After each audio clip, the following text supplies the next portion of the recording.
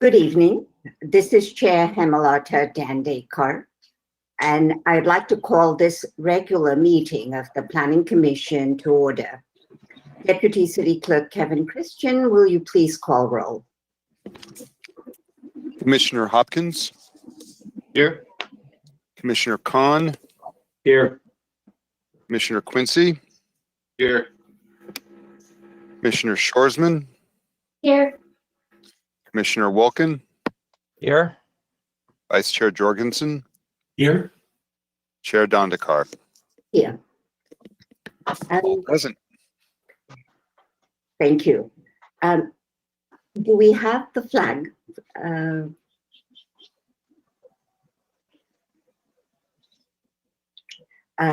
Commissioners, please join me for the Pledge of Allegiance.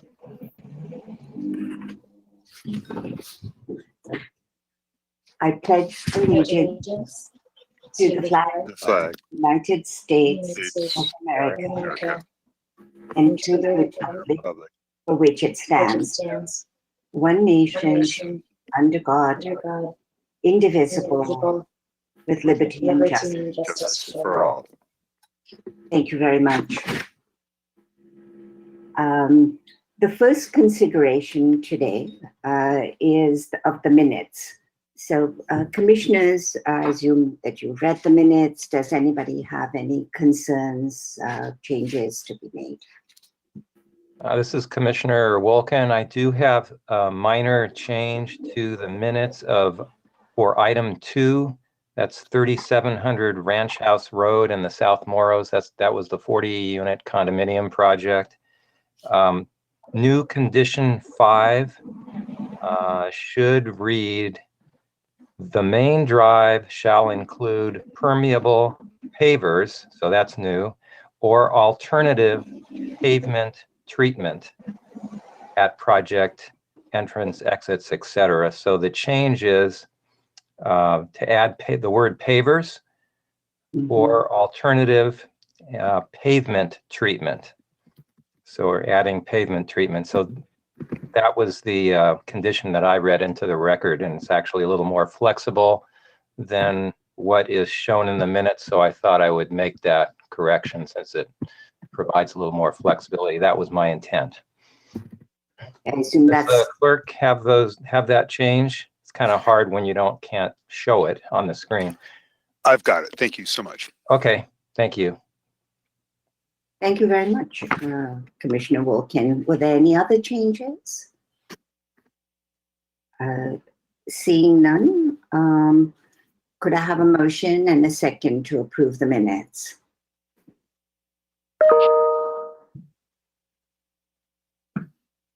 I'll be glad to move the minutes for the addition of the amendment of the text by Commissioner Wilkin. I'll second. So Commissioner Jorgensen makes the motion, seconded by Commissioner Quincy.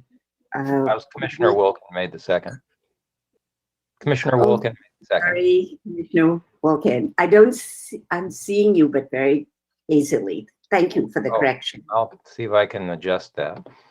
And Roy Hanley chiming in a little here. Could we ask to see if there's public comment before we take the actual action?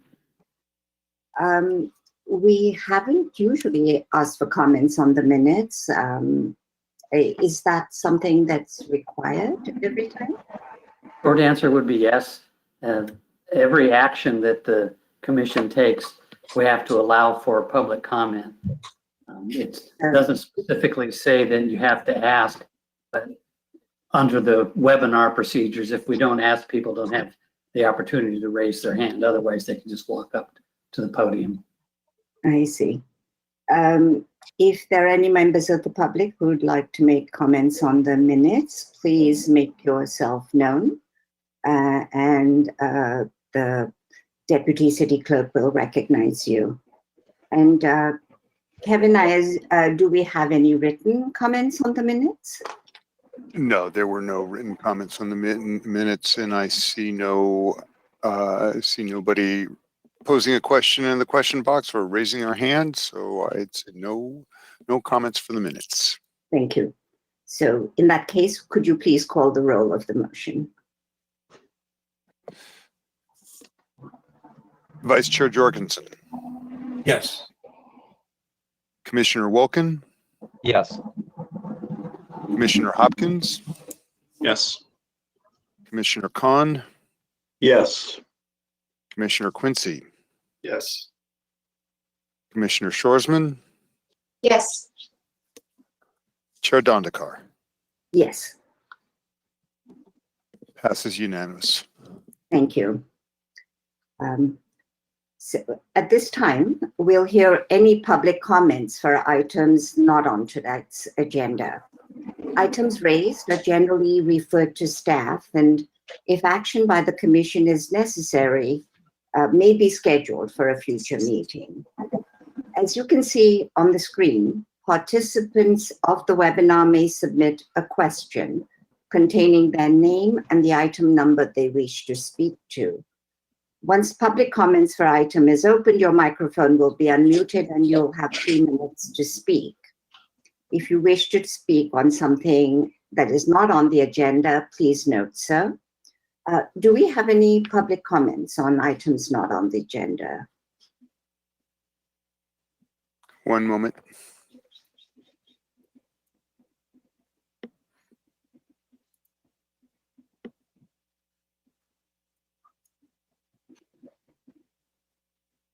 I have a question. I just have to ascertain if it was for the not on the agenda. Mr. Fowler, did you wish to speak on an item not on the agenda? I've opened your mic. No, I was for item number 2. Thank you. Chair Dandekar, I see no comments for items not on the agenda. Thank you very much. This is a public hearing, and any court challenges to the actions taken on public hearing items on this agenda may be limited to considering only those issues raised at the public hearing or in written correspondence delivered to the City of San Luis Obispo at or prior to the public hearing. If you wish to speak, please give your name and address for the record. Please limit your comments to 3 minutes. Consultant and project presentations are limited to 6 minutes. The second item on our agenda today is a review of the vesting tentative tract map for subdivision lot 7 of a previously approved tract 3096. There are several changes requested, including an increase in the number of affordable housing units, an update on the design guidelines for mixed-use development of neighborhood commercial, the relocation of a community garden location in the previously approved tract, and minor updates to the square footage of commercial and office space. So if we could have, before we move on to having a presentation, I'd like to ask each of the planning commissioners, starting with the vice chair, Mr. Jorgensen, if they have had any ex parte disclosures of contact with anyone who's provided information to the planning commissioners that are not on the record. So that information may be used as part of the decision process. Are there any disclosures of ex parte communication? Commissioner Hopkins, did you have your hand up? Yeah, I would like to recuse myself from this item as my employer is providing the affordable component of the project. So I'll be recusing myself, and see you guys soon. See you soon. I don't see any hands, so I think we can move on, that there were no ex parte communications. May we have the applicant presentation? And I believe it's Mr. Rickenbach who's going to be presenting to us. Staff. Okay.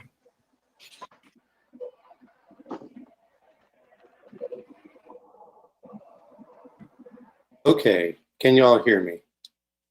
Yes. John Yes. Rickenbach here.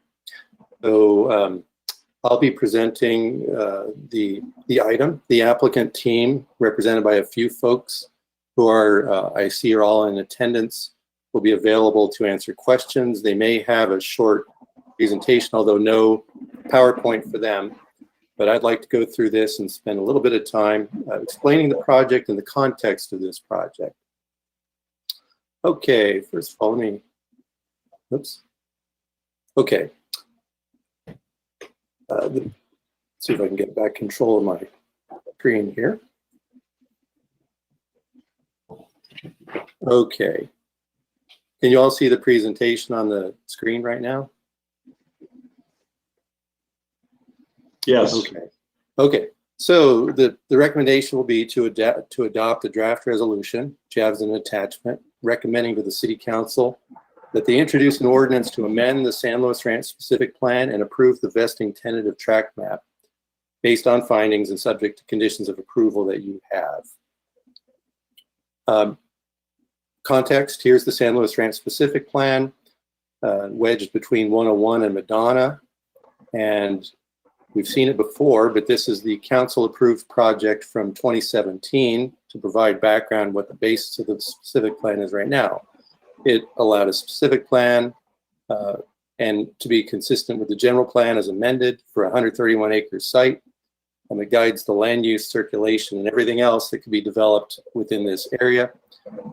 Specifically, it would allow up to 580 homes under the specific plan, 250,000 square feet of non-residential, 200 hotel rooms, and it was found to be consistent with general plan policies. You've seen from time to time different applications come before you, most notably, most recently, the project for what's shown on this slide as the NG30 zone, the multifamily zone. That figures into why we're seeing what we're seeing tonight. There's a slide about this later, but this really builds from the idea that that project was approved, included an affordable housing component, but you did ask within the conditions of that to consider the possibility of moving the affordable component to the commercial site in a possible mixed use project. And that's what we're considering tonight. The project description here, the intent is to facilitate an achievable mixed use project that includes both affordable housing and commercial within the NC zone. Has two components tonight, the specific plan amendment, because you are seeing a movement of residential development to some extent and more residential development than was anticipated in the specific plan. We'll get to the components of that amendment in a moment. And then there's a vesting tentative tract map that goes along with that. If those are approved by the council, recommended by you and then approved by the council, a development plan would have to follow as a separate application requiring development review and would come back to you at that time. So let's talk about each component. The specific plan amendment would do the following. It would increase the specific plan residential build out possibility from 580 up to 654 units. It would allow for up to 77 affordable units within the neighborhood commercial zone. Right now, there's actually a requirement for either 34 affordable units to be included in that as part of the commercial inclusionary requirement, or an in lieu fee that would be required instead of those units. That's the current requirement. This project would actually build up to 77 affordable units instead of an in lieu fee concept. The specific plan amendment would update the design guidelines as they are in the specific plan to allow this sort of mixed use development in the neighborhood commercial. Really, it just addresses the fact that there's residential and does some editorial work to allow for that to occur. It will update the commercial square footage potential within the specific plan. Actually, it downward revises it a little bit from 150,000 square feet to 139,300 square feet. That's still consistent with the land use element, which allows a large range between 50 and 200,000. It would update the office square footage potential a little bit downward from 100,000 to 97,000, again, within the range of the land use element. And you might ask why that would be the case, because these numbers they coincide with what the development plan that they're likely to come forward with would show. It also includes moving the community garden, which was located in the NC area to an area adjacent to the Ag Center, which seems to make some sense. The size and the function of that would remain the same as what's in the specific plan. So that specific plan amendment would facilitate this tract map.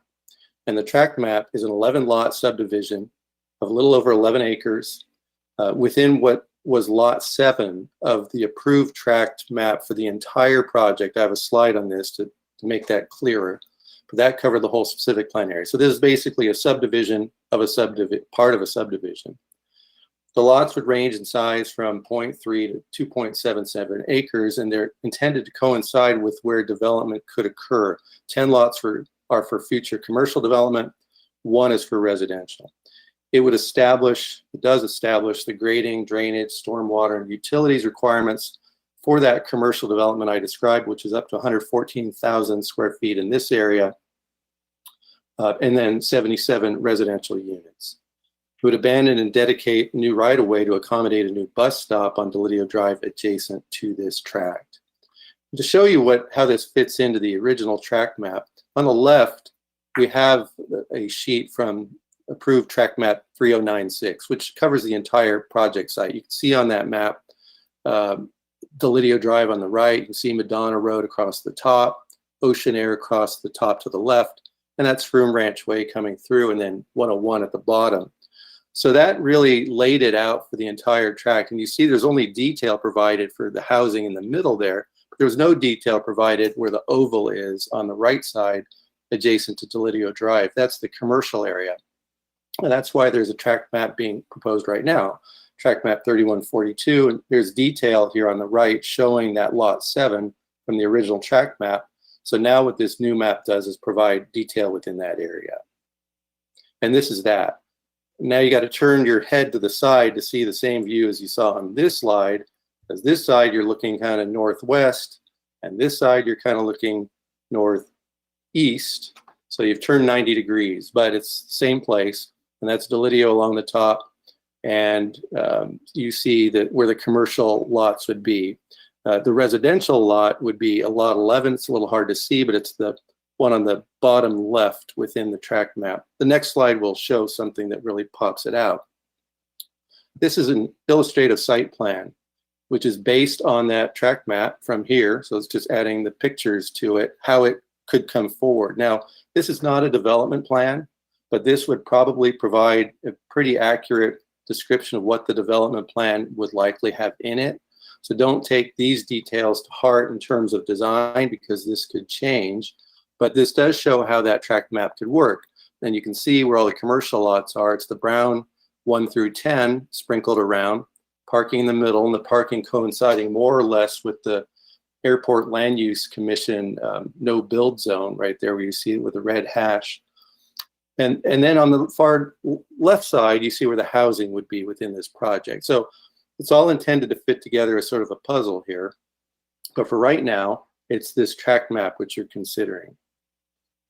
Okay, so let's go back to why this is proposed again. I'll get in, I touched on this at the beginning, but back in March, you approved a 296 unit multifamily project in the NG30 zone. And that was the multifamily part right up against Madonna Road. Now, that project included 26 deed restricted units that would be affordable to very low income households. Well, at that time, you encouraged more affordable housing in San Luis Ranch if possible, and encouraged a mixed-use project in the NC zone with affordable housing, which was a concept discussed at that time.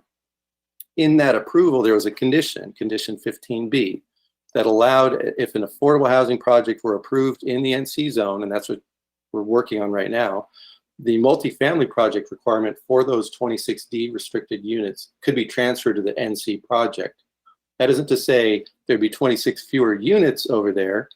That would mean they would just not have the deed restrictions on them, and they would be sold as market rate units. That 26 unit requirement would then be transferred to this site. Those would be added to the existing requirement in this zone to build 34 inclusionary units or to provide an in lieu fee. In other words, something like 60 units instead of 34. Well, now the proposed project would include 64 to 77 affordable units, depending on the final design, or up to 17 more affordable units than if the project were not built and things were left alone as they are within the MFR project.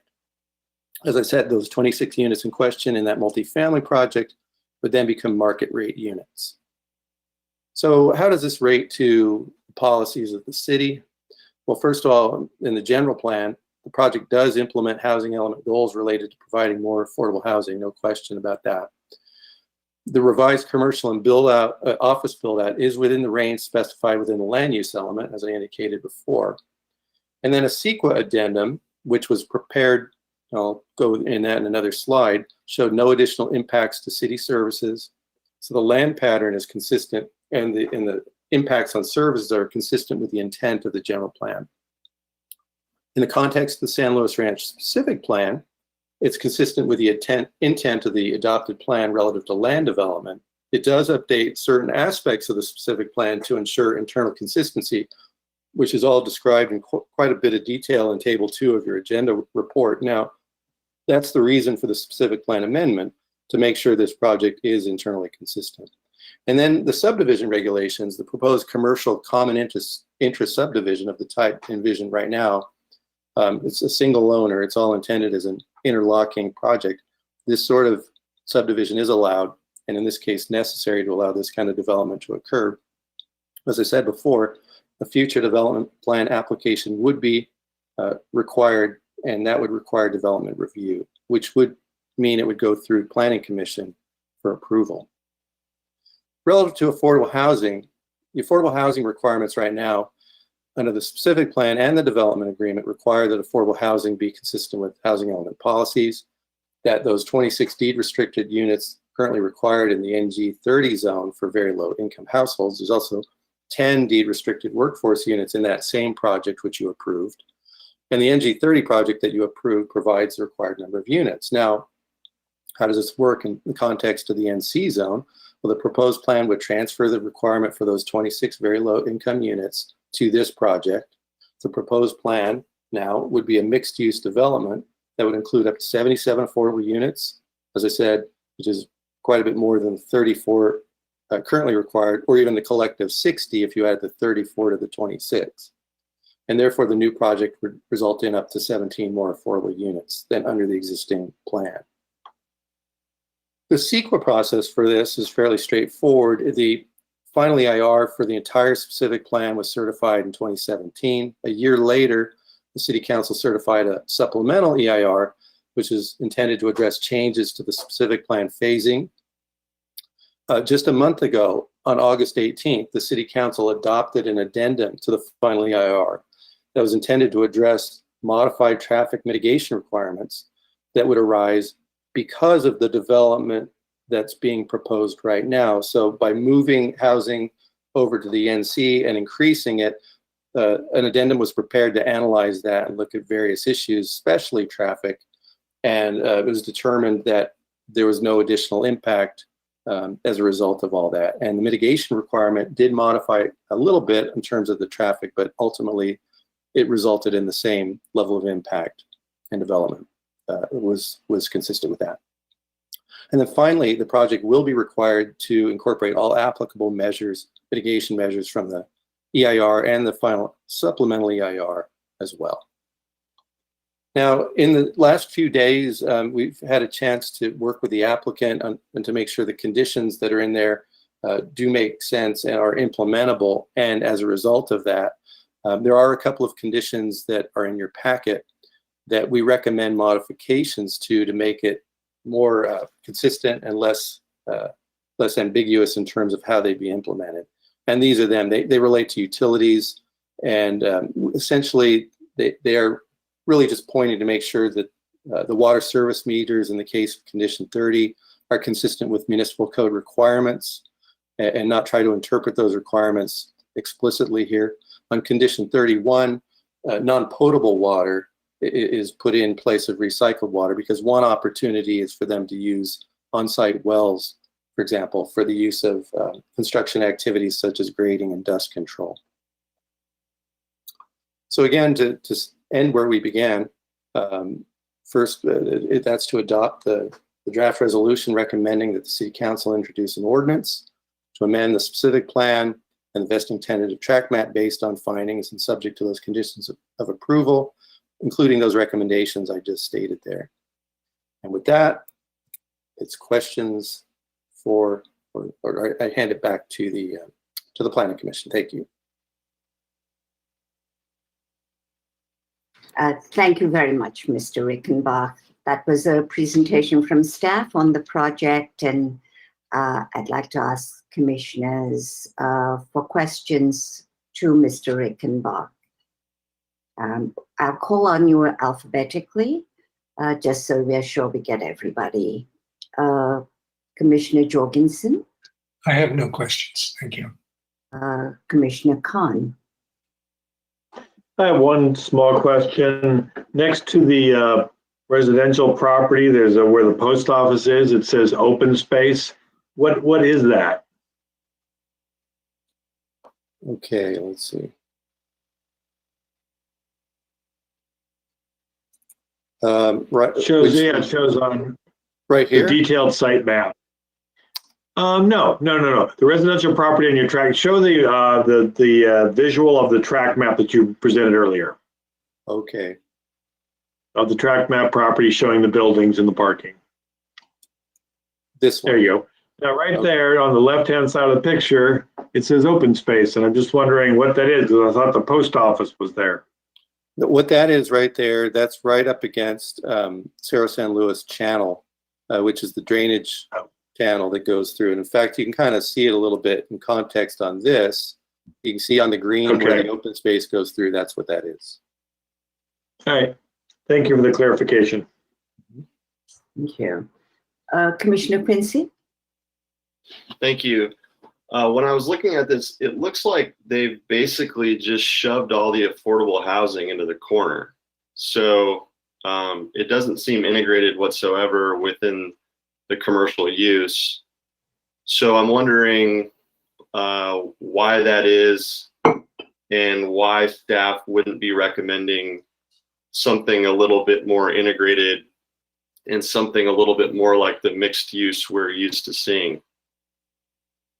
I'll make a very brief answer, but I think the applicants can answer that a little bit better than I can. It has to do with implementability of the housing product for one thing, and the commercial for that matter.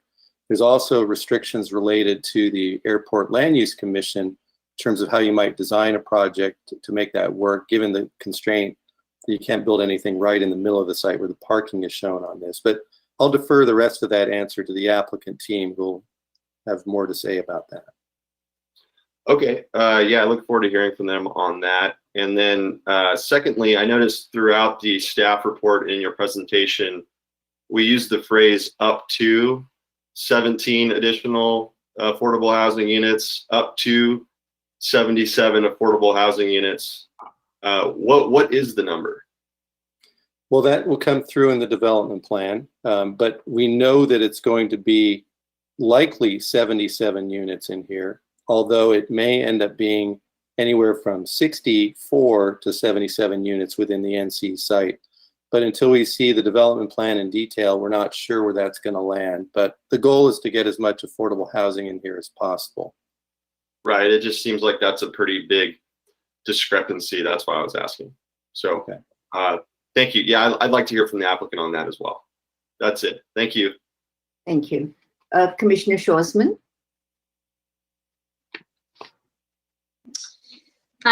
Yeah, a couple questions. In the resolution, item number 21, sorry, my screen froze. I'm trying to pull it back up here. It talks about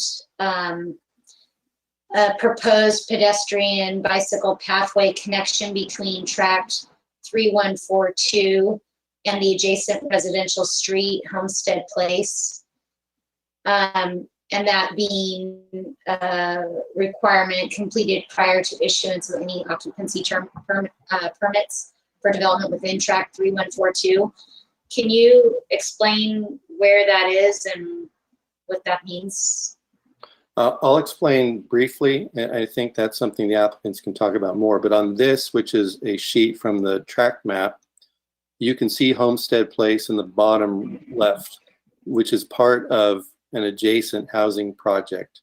The idea here is to provide a connection between the commercial site, and you can see it a little bit here, and along that roadway to allow, and you can see a red arrow that is essentially a concept to facilitate that, but it's not fully planned yet, and that's part of what the development plan would have to address. Okay, and all those red arrows, those are, like, I see the red arrow towards the open space also that looks like it's some sort of bicycle or pedestrian connection to that drainage area that would then lead to where? Okay, and just so everyone's oriented here on this map, you can see in the legend anything that looks sort of like purple dots, that's a bicycle path, or the red ones being a class 1 path along roadways. So these are conceptual connections through the project and outside the project. Where does it go along that open space? Well, along that open space, you can see back here, let's pull it up.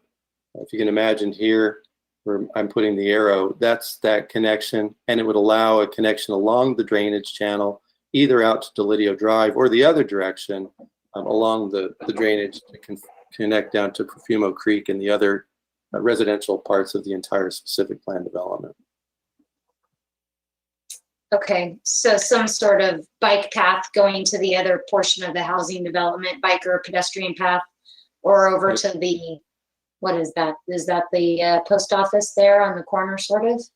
That's correct. Yeah. Okay. Are there any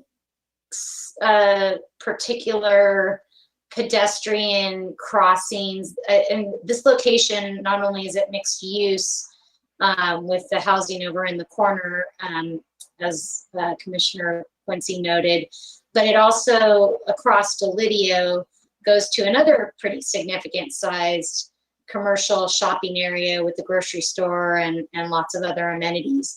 Are there any pedestrian or bicycle protected crossings planned between the San Luis Ranch project as a whole, including this set of lots, over to that other shopping center would be otherwise pretty walkable, except for having to cross what's going to become a little more heavily trafficked street?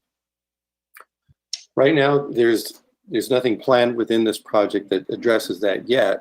That is something that could be addressed. In the specific plan, it doesn't get into much detail about that, but that kind of connection is not explicitly made through this project right now. Could be something to talk about in the development plan, though. Okay, so that's something that if we wanted to talk about, beacons or crosswalks, raised crosswalks, or pedestrian beacons or traffic lights, anything like that, we would talk about at a later date. Yeah, and that's true. You could, although there may be others who can chime in and add to that on public works side or within planning that might have some insight that I don't. I'd be happy if other staff want to chime in, and then I have one last question.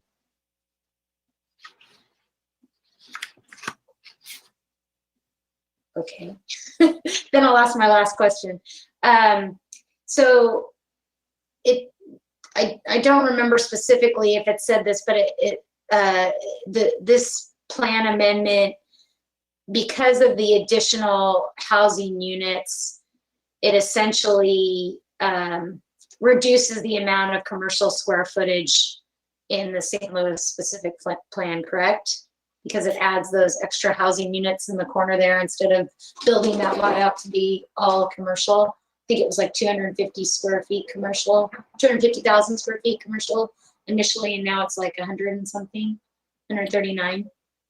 Yeah, let me explain that. What was shown in the specific plan right now was 150,000 of commercial, 100,000 of office.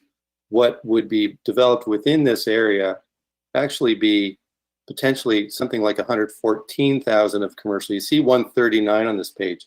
The remainder of that, the other 25,000, is assumed to be part of what's likely going to be in the Ag Heritage Center as far as commercial that has to do with agricultural sales.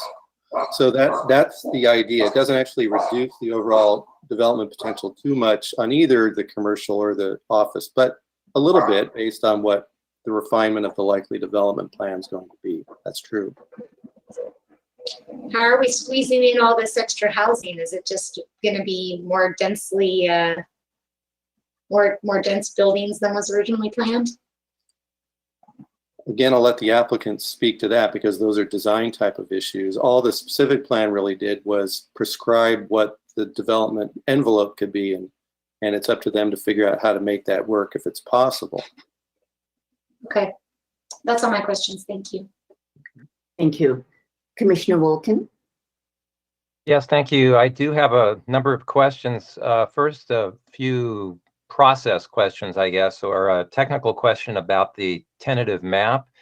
In your presentation, Mr. Rickenbach, you mentioned that this is a common interest subdivision, but when I look at the tentative map, it looks like the lot lines cover the entire site. So how is this a common interest subdivision? My understanding of that is that common interest subdivision is a combination of individual ownership and common ownership.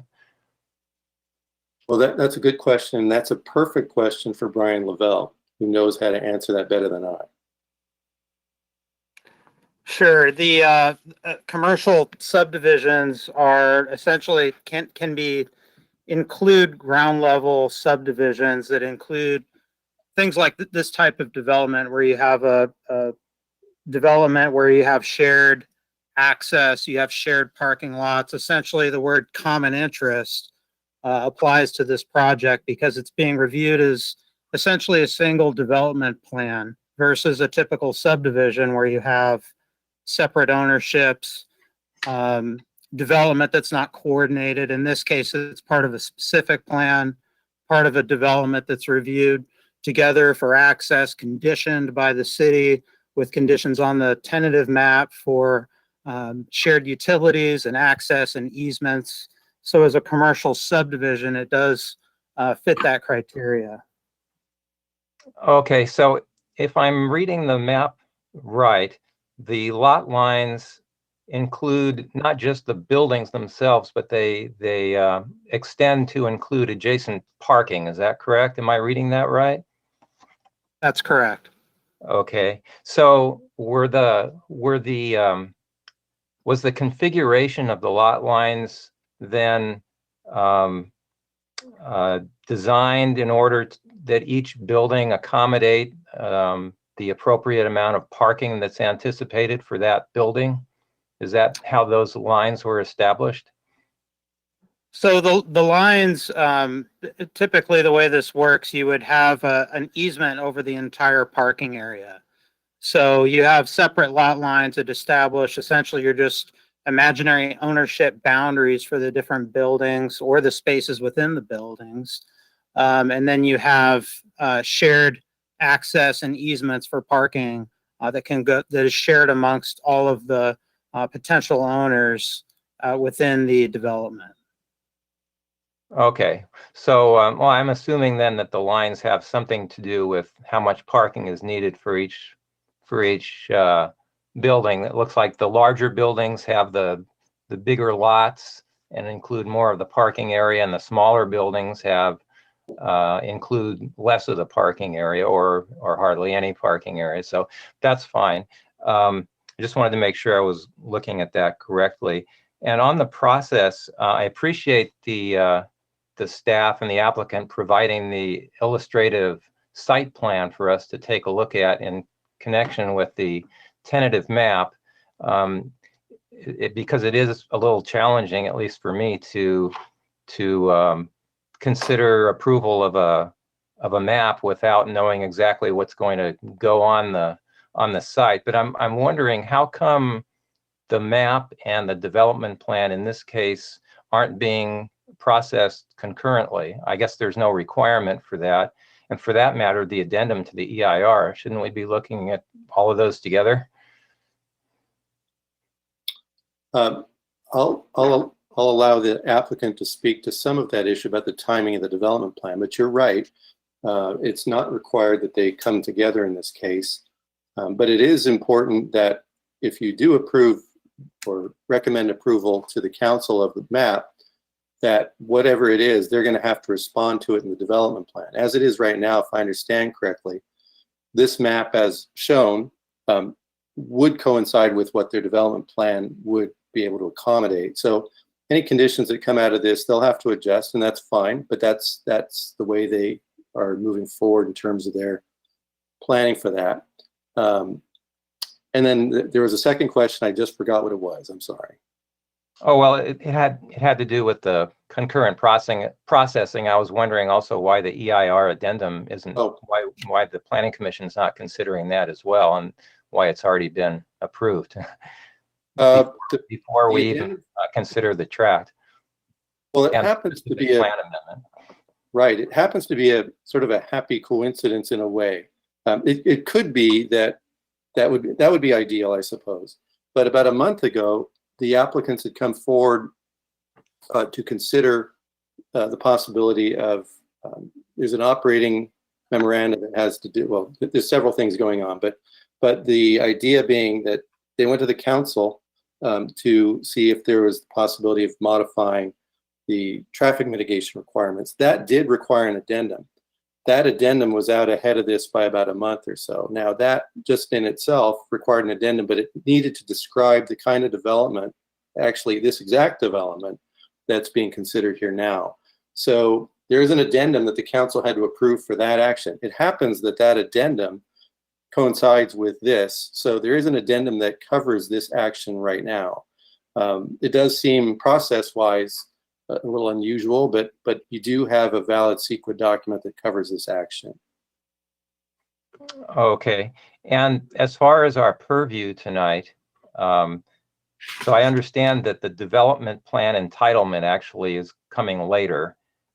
So how much direction can we give tonight on the actual development of the site? And the reason I ask that is because when I was looking through the resolution, I saw a number of conditions that actually speak to the development plan issues and the development issues. I saw conditions, track conditions of approval dealing with pedestrian and bicycle paths with bicycle racks, landscaping, parking lot design, and trash enclosures. So I found that a little interesting. So what's our purview tonight as far as making recommendations on how the site can be developed? Can we give direction or make suggestions to the applicant for what might come back to us in the future on the development entitlement? I think that would be appropriate to provide some sort of semi-prescriptive direction if there are things that you'd like to see in a development plan. As it is right now, you'll also notice in the conditions of approval, there's not a lot of direction on the planning side of the conditions. It's more on the utilities and the functional sides of things, because we don't have a development plan to review at this point. But if there are things you'd like to have them consider or to move forward on this, then I think that is appropriate. Although I would caution that if it's too prescriptive, it may become difficult to go forward with the development plan if the box is fairly narrow. So there's a dance in there, but if there are things that need to come forward from your perspective, that's appropriate. Okay, I may have some suggestions later when we get to that. One final question: the resolution, the title of the resolution for the, I think it's the tentative map, talks about commercial and office development. And maybe that's just to cover the bases here or to give more flexibility, but is there any office development proposed as part of this project? Again, what we are anticipating is up to 97,000 square feet of office development. Although it says commercial all over the place, I imagine there would be a mix of commercial and office. But again, that's something the applicants could speak to at this point.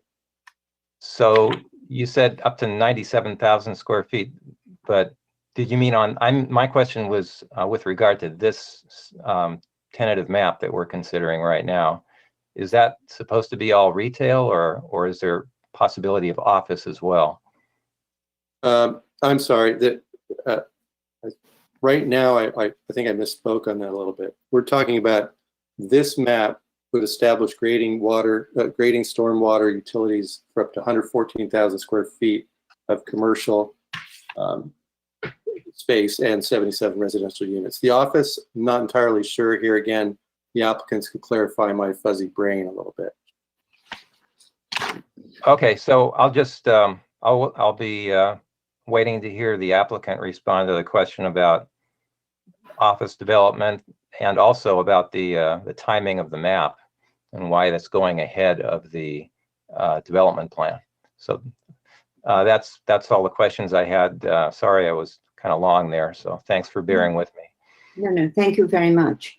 I had just a couple of questions. And I think just to get confirmation to the point Commissioner Wilkin raised, are the parking requirements folded into the lot size designation that we are presented here?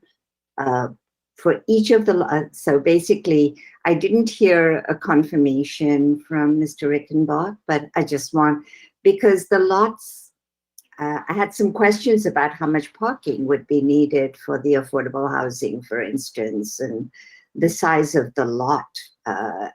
So could you please talk about whether, in fact, the tentative map is done so that each of these individual lots could sustain parking on that lot? Sure, I'll speak to it a little bit here. On the illustrative site plan, there's a hard to read on the screen, but it's in your packet that shows building statistics. This is a rough effort to do that, for example, with the parking, taking the square footage that's anticipated, putting it up against city requirements, outlining how many spaces would be provided if you did this plan and whether it complies. Now, we're not in a position to really say whether this complies yet, because that's not a detailed development plan, but it appears that it would be possible when you consider it all in the aggregate, all the commercial and the parking requirement for the commercial, that you could do that. Similarly, that would be the case for the housing. But again, we'd like to see the details on that when the development plan comes forward to be able to make that determination. Okay, thank you. And then the other thing is, could you please point out the community garden location and where the land for that community garden will be carved out of? I knew that would be a question, and that's one I think the applicants can answer a little bit better. I don't know if you can see, do you see my arrow that I'm pointing to right now on this screen? Yes. Mm-hmm. Okay, this would be the Ag Center site, more or less. And somewhere connected to that would be where the community garden location would be. So it really would come forward as part of that Ag Center development when that does come forward and be integrated into that. But isn't that encroaching then into the agricultural open space that was, I think, 50% of the site? So again, that's a good question, and a good question in terms of the design. So one question would be, could it be integrated within the Ag Heritage Center within that development itself, or would it encroach into the ag space? That's an open question that the applicants may be able to better answer than I can right now. So then perhaps you can clarify for me. I understood that the community garden area was part of the requirements of the development of the 50% of the site. It was not something nice that could be done and as an amenity in the zoned agricultural area. Again, that sounds right. I don't want to misspeak here, but that sounds correct. So perhaps the applicant can speak to us and explain that. So those were my two questions. So if commissioners seem satisfied with the staff responses, could I call upon the applicant to make their presentation? This is Deputy Clerk Christian. Give me a moment to get the mics open for everybody.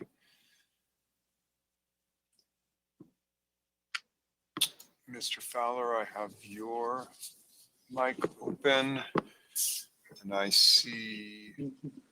Yes, I can. This is John Fowler, and I can start this off with the parts about the affordable housing piece, and then thank you, commissioners, for your questions tonight. I made some notes, and hopefully I can go through them and talk about how we came about and where we're at on this project right now as far as the affordable. We're excited to do this, obviously, to build the affordable housing component of this particular development. And for the commissioners who are not familiar, we're the largest nonprofit here on the Central Coast, just celebrated 50 years, and we roughly have 55 projects that we manage that are just like this. And to Commissioner Quincy's comment about the, we're putting all these units together. There are two schools of thought about this: scatter them out and have them throughout the development, or pull them together. And our model for people's self-help housing has always been to pull them together into a cluster that allows us to add more amenities for the residents, including a community room, and sometimes, as you talked about, Commissioner Dandekar, a community garden. Sometimes, if there's room for that, although I don't think the community garden you're talking about is within our development. That's the larger one. Mm-hmm. But it allows us to provide resident services and amenities to the residents that they otherwise wouldn't get, and then obviously makes this perpetually affordable, indeed restricted forever. And it also targets those low numbers in AMI that are very difficult for the city to hit. So we're able to pull all that together, the amenities, the resident services. And then this particular development also, there's a possibility that a partnership with the city on a cap and trade application that could bring in resources from the state level to potentially help with the overpass expenses on Prado and bus services and what have you. So we're looking at potentially, it's a little bit difficult right now for rural communities to get the cap and trade. There hasn't been one on the Central Coast. We did try to get one on the Rigetti site recently, and unfortunately the metrics weren't there for bus travel and what have you, but we're still optimistic and advocating for that, and in the hopes that this site as well could benefit from a cap and trade application and provide some cost sharing for the overpass. But this is our preferred model, is to bring them together. Obviously, we're going to end up with more than required affordable housing, which was a condition of ours. Anytime a developer brings us in and asks us to sort of cluster these, we said, well, what's in it for the community? And there should be more units, and this particular one does. I think specifically, we obviously haven't gotten very far in the architecture right now. What you have is a concept, and you know that, so we haven't hired an architect and got into the weeds of it, but we do this pretty often, and we know what parking and amenities and space sizes and units and all that happens. So, our best guess at this point to try and give the commissioners an idea is that it probably won't get to 77 units. It'll be north of 71 units, and it really comes down to that final site layout and what we're able to do. And to Commissioner Danekar's comment about parking, this will exceed the parking requirements on our site. We're estimating it'll be 85 parking spaces that will be in this development. And so, and again, based on our history of running these and managing these sites, we don't want our residents' cars to be spilling out into the community and causing problems. So it is going to be overparked a little bit, and but probably, honestly, somewhere north of 71 units, and it really depends on the final layout as to what the number of units that we'll end up with. We did work, we had lots of discussion with the developer about the size of this parcel and the number of units and the amenities and all this other things. So this isn't something that I want to assure you we somehow ended up with the short end of the stick or something we didn't want. We were very strong at the table, and this is development we would be very proud to do and to build, and we believe meets the needs of the residents and the community and the city's RENA numbers and what have you. So let's see if there's, obviously this site was, as you heard from John, has a lot of constraints, with the airport, overlay. So it made it really hard, but I think we've found what really works, maximizes the number of units, making sure that this is a great place to live for these families. and providing the services. And we're excited to do this. And I hope that the commission will endorse this, sort of pulling all these units and providing additional resident services for these particular families. But I think that might be the affordable housing questions, but I'm happy to obviously be here if there are other questions or ones I didn't answer. Commissioners, what's your preference? Would you like to ask Mr. Fowler questions about the housing component, or shall we get the total applicant presentation and then ask questions? Commissioner Shoresman, I think it might be easier if we just hear the whole presentation first, and then the appropriate person can answer the question based on what it is. I agree. Okay. Thank you very much, Mr. Fowler. There'll be other presentations from the applicant. Are there other presentations from the applicant? City Clerk, can I jump in? Yes. Okay. Hi, Commissioner Dandekar and Chair. Commissioners, thank you very much. This is Rachel Kobesdi, speaking on behalf of the applicant team. We also have Walter Heiberg and Dana Gillespie here to answer any questions that you may have as tonight's discussion progresses. We want to thank staff and the commission for the comprehensive staff report, as well as all of the constructive input that's gone into this component of the San Luis Ranch project over the past years and months. As John mentioned, and has come up repeatedly in his presentation and in some of the questions and answers, we will be coming back before the commission with a development plan that addresses the site specifically. That's all vertical components of the commercial site. That will be cross-site access. That will be things like, it will address communication between our commercial site as well as those commercial facilities across Delidio Drive. So all of those components, all of those intricacies, if you will be brought forward through the development plan package that you'll have before you at some time in the future. The timing of this was, I'll answer these questions kind of out of order, but to Commissioner Wilkins' question about timing, the timing of this particular map and specific plan amendment was driven largely by the People's Self-Help Housing component.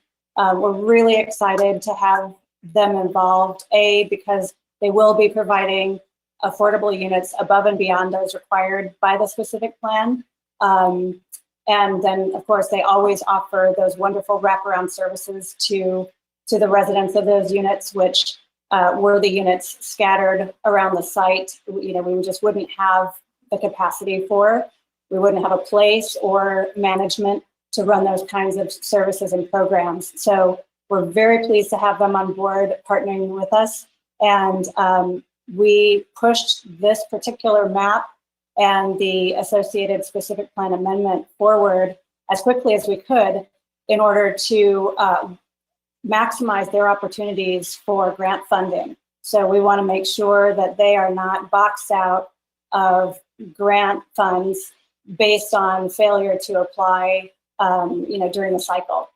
So that's why you're seeing this before we have the development plan completely finalized and refined. I'll also say again that the illustrative site plan that you see tonight as part of your staff package is just that. It's illustrative. It is not representative of the final development plan program that will be brought forward necessarily. May look very similar. There are certainly a lot of constraints that have been mentioned here tonight that we'll need to continue to work around. But I'm sure you're all aware of the kind of constricting forces at work in retail right now.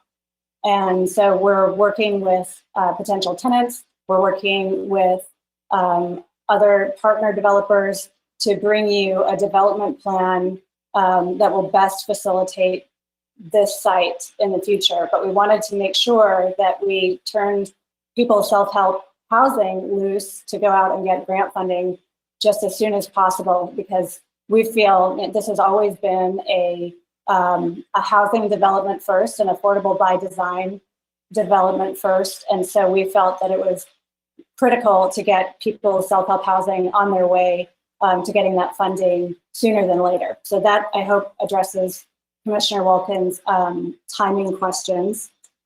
The other questions that I heard today, the connectivity, again, we will be bringing that forward. You'll see with the development plan application package, the pedestrian, bike, bus, vehicle, multimodality, and the way that that goes through the site and out of the site.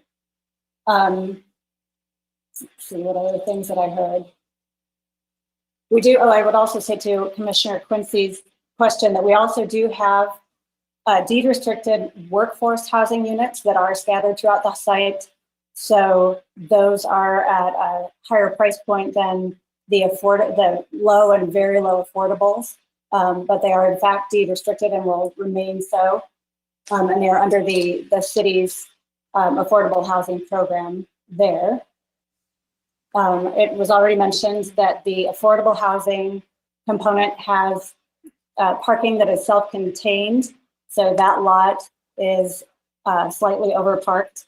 The other lots will all have a shared parking agreement. So those lot lines that you see on the vesting tentative tract map are not in any way linked to a specific number of spaces, because in fact, while the number of spaces provided on site, we've made sure that we have the ground to provide an adequate number of parking spaces on site for all potential commercial components, but they're going to be under a shared parking agreement, and none of the spaces will be allocated in the development plan to particular lots.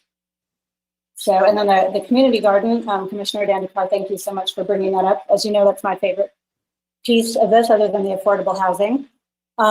We made the decision based upon not just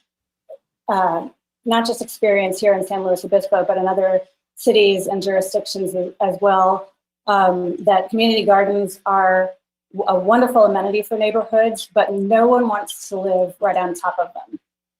There are some noise issues, there are some vector issues, some dust issues that are best placed in either a park setting or an agricultural setting, someplace other than right on top of affordable by design, very close proximity neighborhoods. So we made the decision that it would be more appropriate to put that component over on the 2.3 acre ag heritage center piece.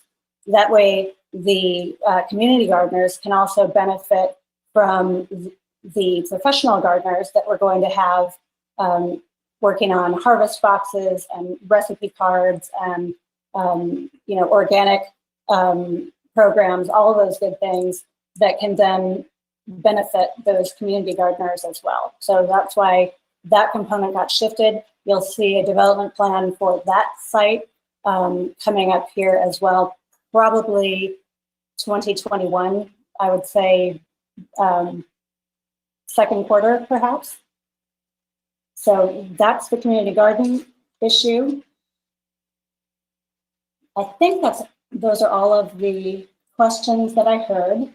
But again, we have Walter Heiberg, Dana Gillespie, and myself, and we're available with for any additional questions, and we're looking forward to your recommendation tonight.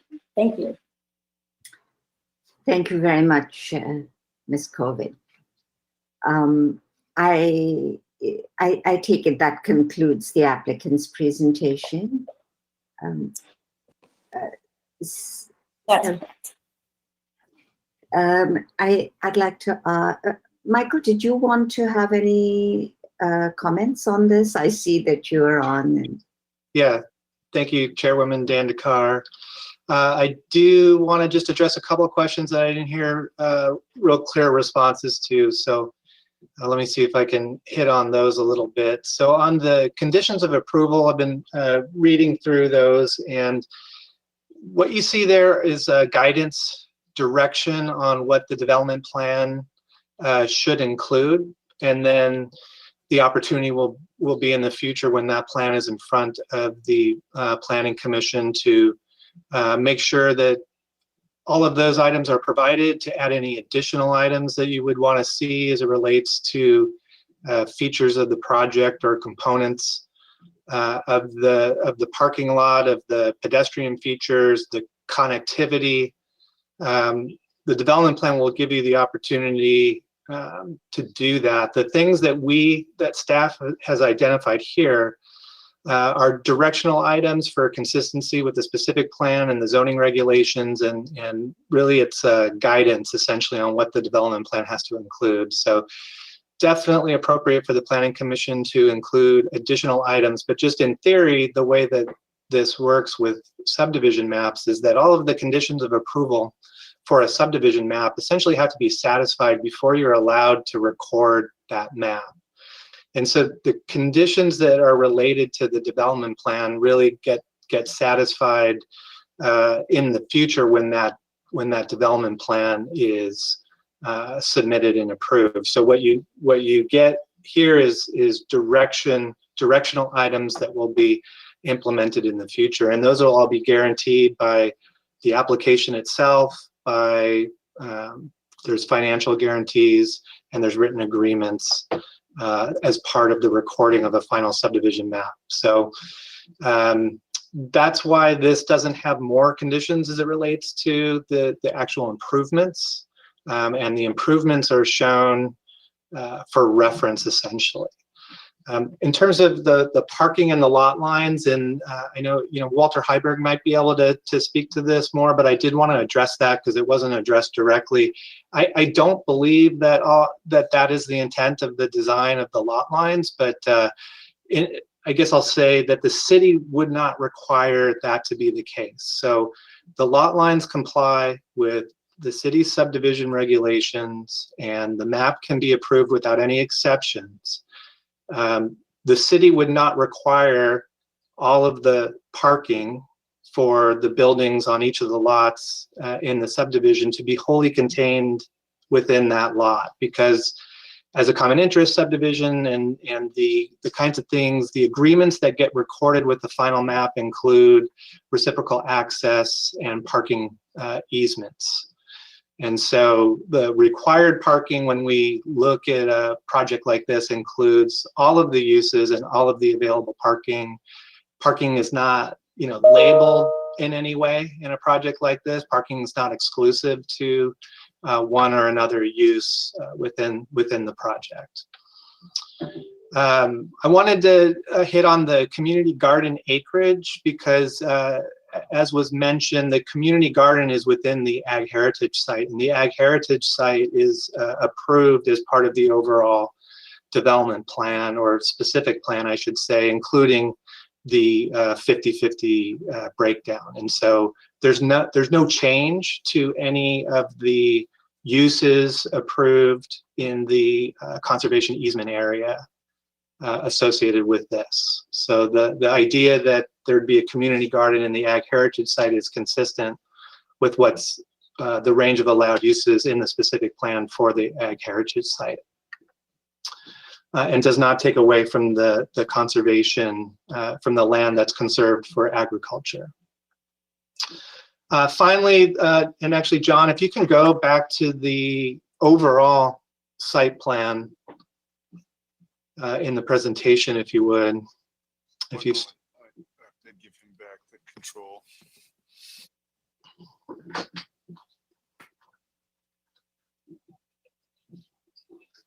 I will go there as soon as I have control of the presentation. Okay, thanks. Yeah, what I want to hit on is the comment about the location of the affordable housing, and I want to just highlight that that's something that we have worked on very closely before we even accepted the application. We worked with the applicant team pretty closely on the location of the affordable housing. And if we go to the overall specific plan graphic. Okay. Yeah, here. So, if you use the cursor and just point out the affordable housing site, I think what you see is that the site is adjacent to the NG23 neighborhood.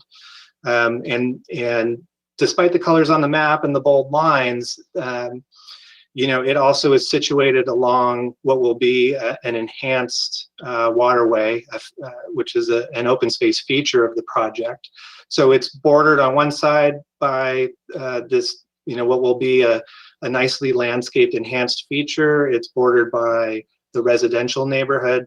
And then what we've worked on is to minimize the amount of general circulation of customers to the commercial area at the actual driveway adjacent to the location of the affordable housing site. And we've worked on, and they'll be submitting the development plan, a number of other features, physical design features, to basically separate that living area, which is going to be in a courtyard format, from the commercial areas, so that to maintain basically the quality of the living environment at that location, and not have it feel like it's at the back of a parking lot of a commercial development. And that's something that we've addressed directly with the applicants in terms of providing direction on what we were looking to see with the application. And from what I've seen so far, I'm happy and satisfied with the plan, and certainly with Mr. Fowler suggesting that they'd be happy to develop that for affordable housing. It seems like a good solution, and I just wanted to address why we're recommending approval of that. And those were all the questions that I just wanted to pop in on, because I had not heard direct responses. So please let me know if you have any other questions, and I know other staff is here to answer as well. Thank you very much, Mr. Codron. That was very helpful. Commissioners, I'm going to call on you alphabetically if you have questions of the applicant. Commissioner Jorgensen? Well, maybe I just would like to confirm that we will see in the development plan the links from this particular project, in a sense, to everything else around it, so that, back to some of Commissioner Shorsman's questions at the beginning, I recall when we approved this in the first place that, for instance, there would be a very safe intersection and crossing at Madonna and Ocean Air, and that a new bike path was being built on the west side of Madonna. Part of the issue is to get really good access, it's safe access to C.L. Smith Elementary, and also to the Laguna Lake Park. And I think I felt at the time that was really handled really well. And that, and there's obviously construction work going on about that right now. Yeah. But it would be nice to see all of that. I want to be sure that that's all going to be, in a sense, shown to us again, so that we can understand, people who are living here, what are their choices? How's this going to play out? That's certainly important to me. Thank you. Thank you. Commissioner Khan? So I have nothing at this time. Yeah. Commissioner Jorgensen, I think, did you want to respond to Commissioner Jorgensen's question, Michael? I mean, we will be seeing all of those. Oh, yeah. I did, just to say that those improvements are under construction right now, actually. We'd be happy when we come back to give you an overview of everything that's happening for connectivity with the project in terms of how the specific plan's being implemented. Those improvements are required as part of a different subdivision map that's recorded. And so, those improvements, they've already been designed, permits have been issued, they're under construction, and we have bonds guaranteeing their completion. So all that stuff is absolutely happening. And then in terms of connectivity for this development plan to the other parts of the subdivision, if you have any ideas for where you'd like to see connections, you certainly could express those now, and then how those connections are actually implemented or designed, and what the treatment is, then would be a component for your review during the development plan. Thank you. And I did hear a yup earlier, which I took as a confirmation. I think it came from Michael, so I was satisfied with my question. I just wanted to be on the record besides the Commissioner Quincy. Thank you. I have a question for Michael, and it's just like a more logistical question. So once we refer this, if we refer it and recommend it to the city council, if the city council adopts it, does the development agreement get amended then to reflect everything that we're talking about? The specific plan will be amended. It's a specific plan amendment in front of you. It's not a development agreement amendment. And, yeah. But there is a development agreement, correct? That designates the 26 units that are supposed to be very. That's kind of my concern, is that the development agreement would be different than what would be adopted. So the development agreement in this case, it referenced the specific plan in terms of what the affordable housing requirement was and how that would be implemented. And so by changing the specific plan, we'll gain that consistency with the development agreement. Okay. And then I thank John Fowler for his explanation. I think those of us that served on the commission with him have a lot of respect for him. So I certainly trust his judgment. From a less professional perspective, I don't have his professional expertise with it. It does seem to me like we're relegating the affordable housing into a corner, into a less desirable area of the overall development. That's a concern I have. It's quite honestly, my concerns haven't been that alleviated in terms of just the location. I think we could do better. And just from an aesthetic and integration perspective, I would prefer to see it more mixed use in the sense that other projects we've seen. So that's just my take on it and my view on it. Thank you.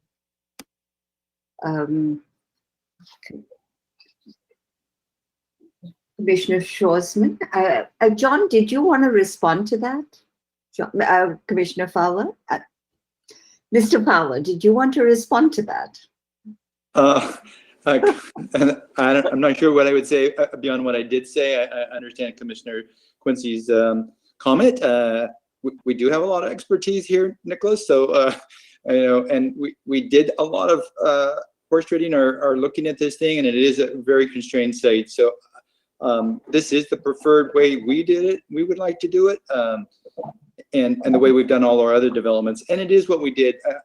I would ask, it may not be what you've seen recently. We did the same type of scenario on the Rigetti site, again, where we consolidated the affordable, came out with a beautiful project, more units, more amenities, and it sailed through. So,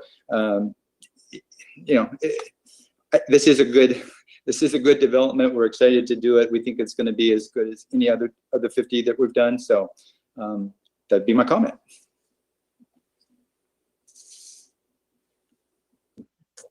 Are you ready for me, Chair Dandekar? I am. Commissioner Schwarzman.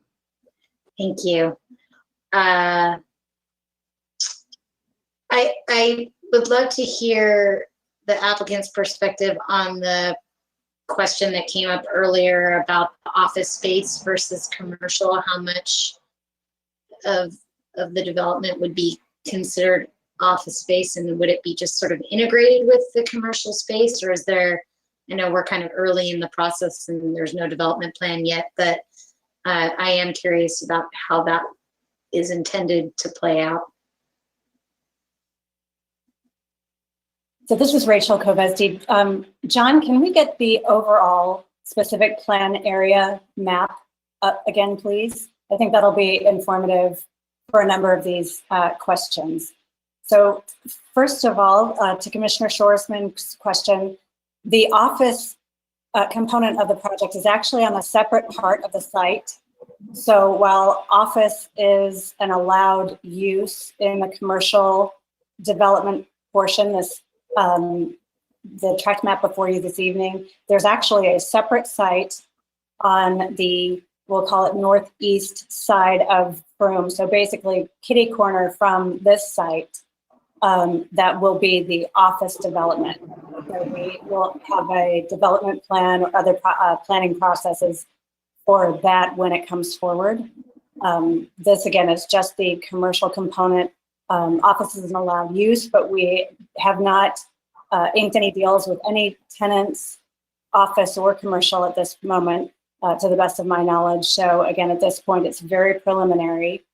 And the uses that are proposed on the commercial site will come to you in one development plan. The uses proposed for the office site, which again is across Froome and Delidio from this site, will come forward at another time.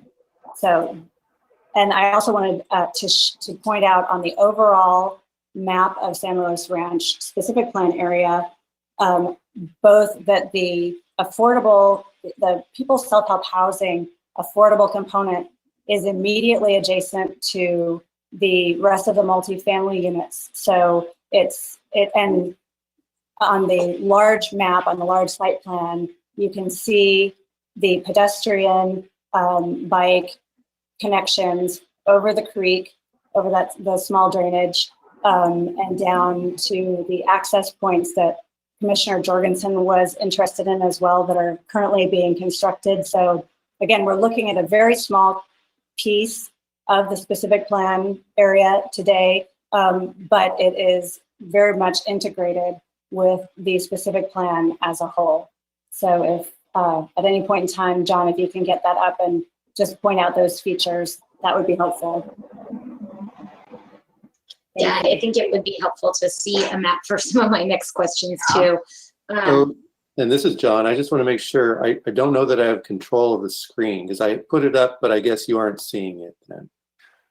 This is Deputy Clerk Christian. You should let me take the control away from you and give it back, and maybe that'll reset it.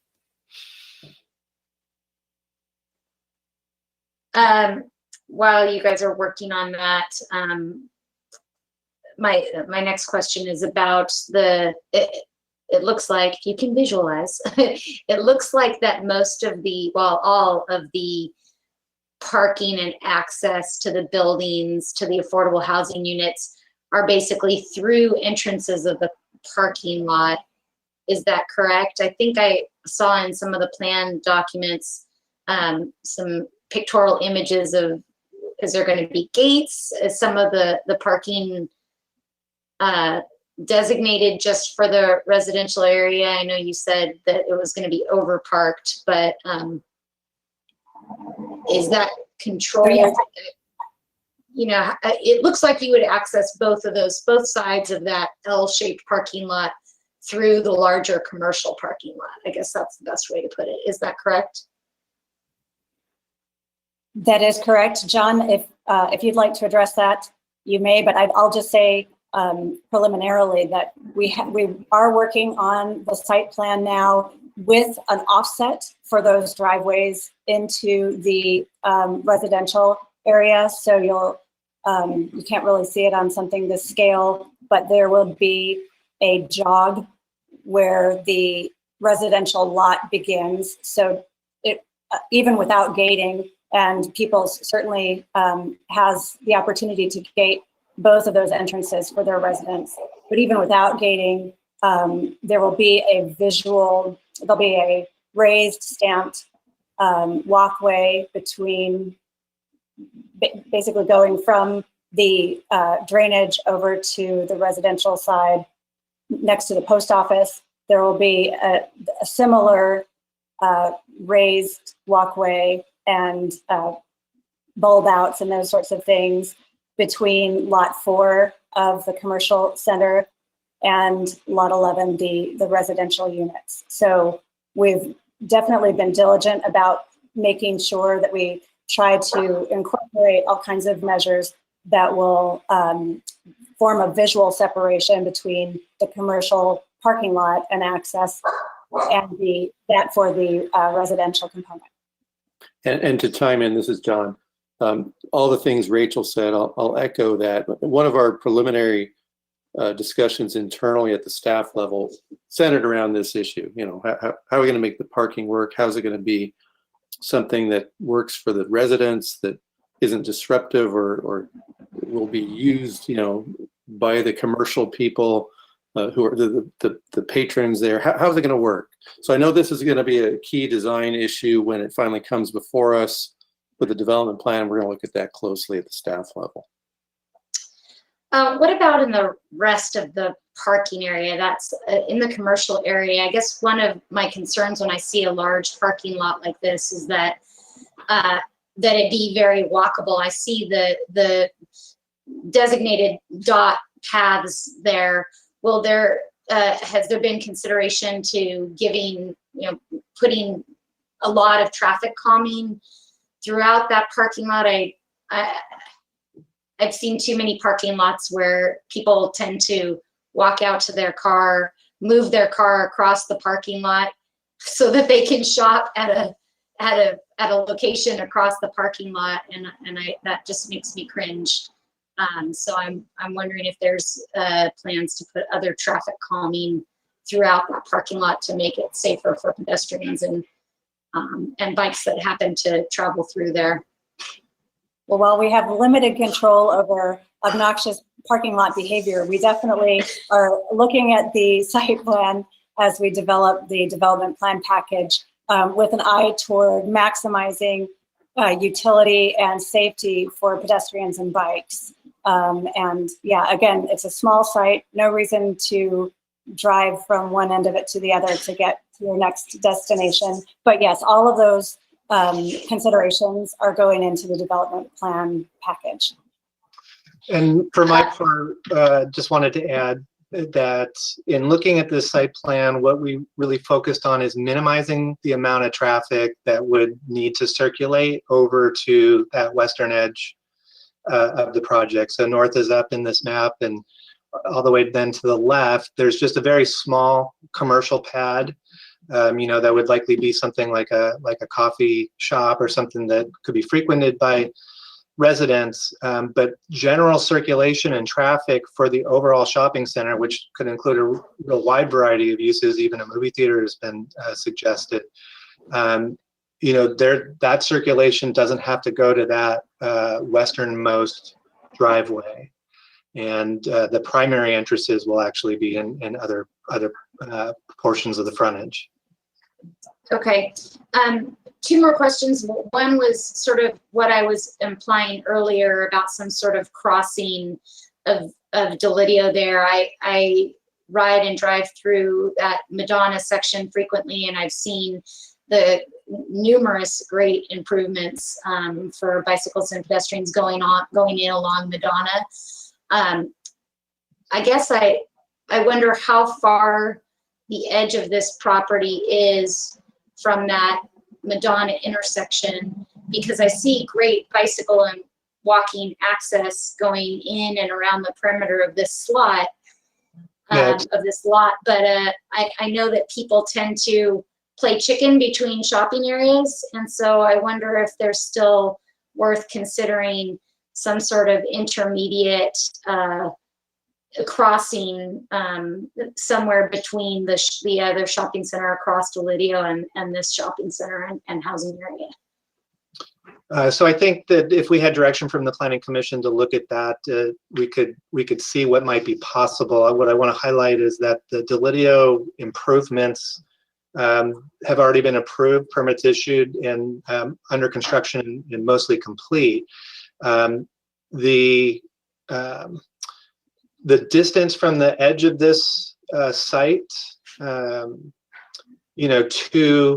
the intersection at Madonna is basically the frontage of the post office, to give you that sense. And then there is,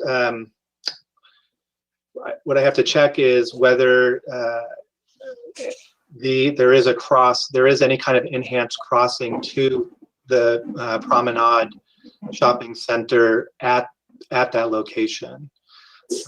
And I don't think there is, but not recalling perfectly. I don't know if any of the rest of the team recalls whether there's any kind of pedestrian improved crossing of Delidio before Madonna. So Commissioner Shoresman, I can also say, this is Rachel Kovesdy again, that the roundabout at Froome and Delidio is going to have really robust pedestrian and bike transfers. Oh, and John just flipped off the map. John.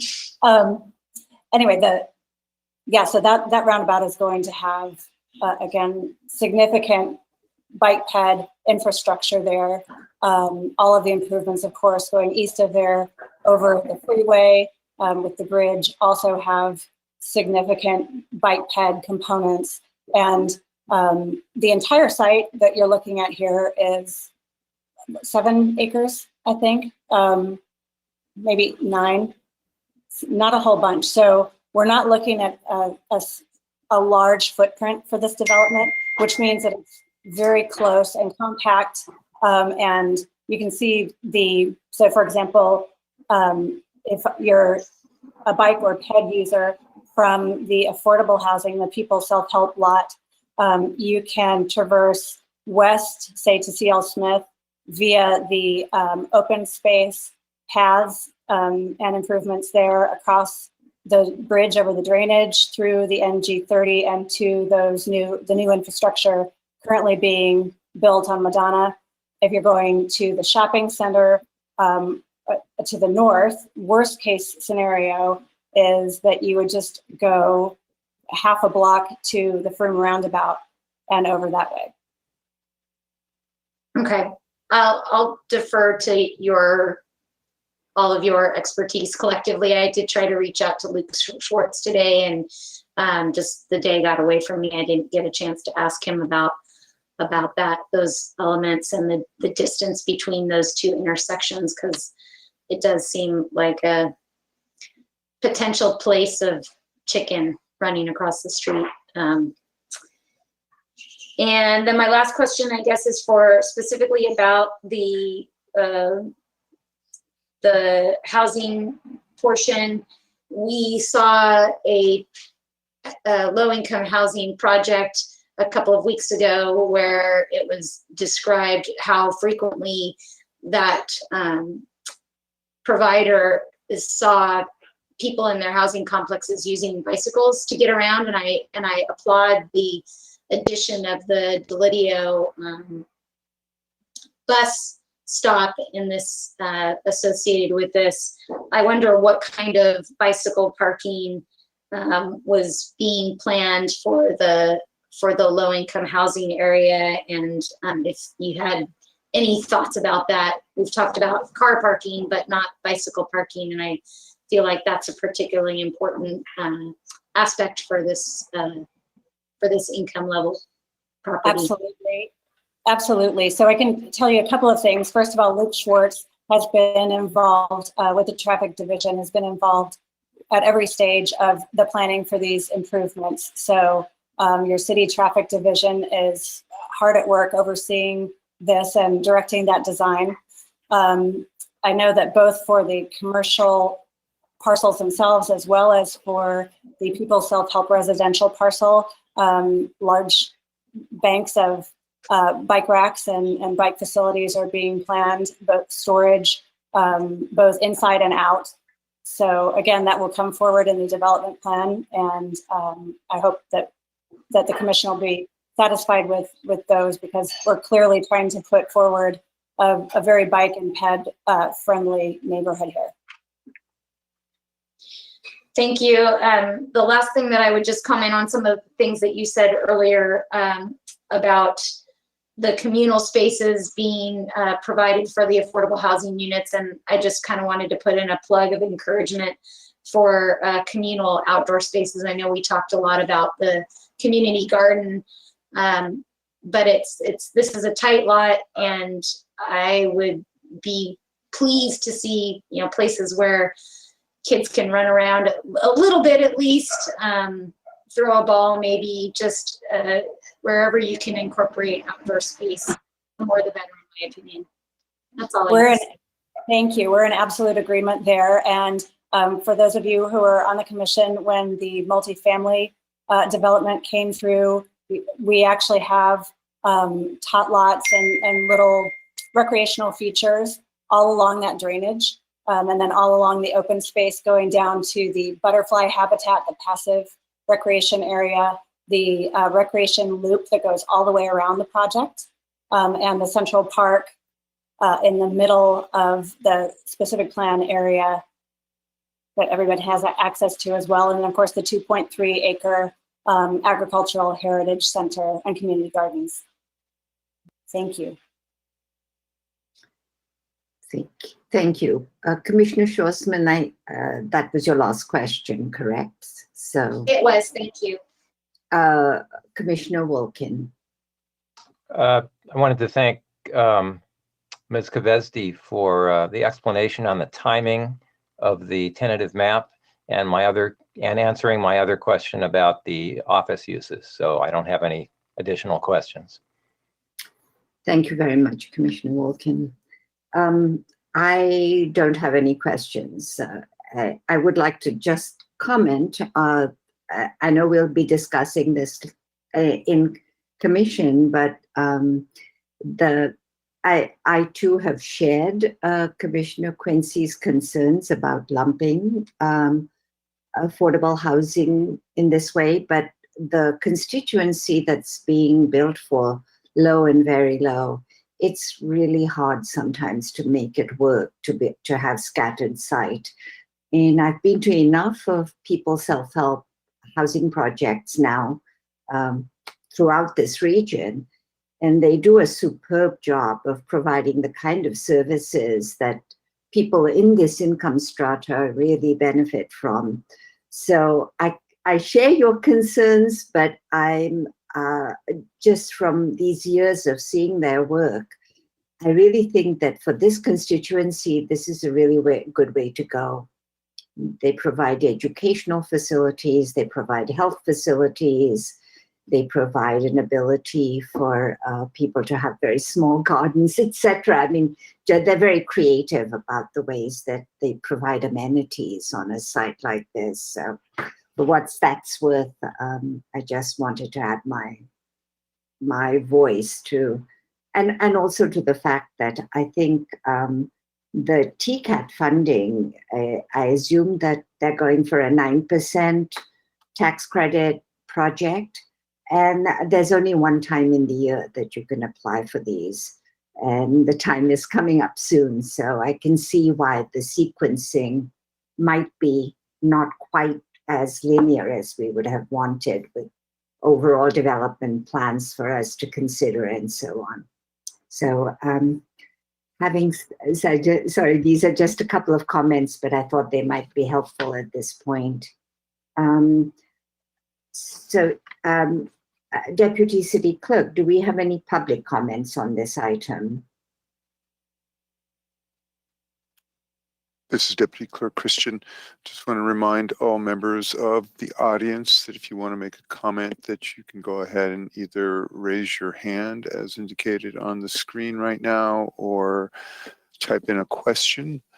We'll give you 30 seconds or so. At this point, Chair, though, I have no input. Let's give him a few more seconds.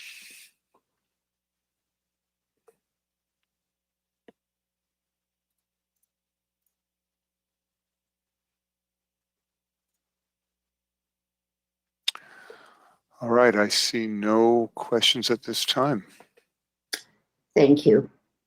Commissioners, I'd like to bring this back for our deliberations and comments, and if we have a motion and a second, if all your answers have been given, if all your questions have been answered. Would anybody like to speak to this matter?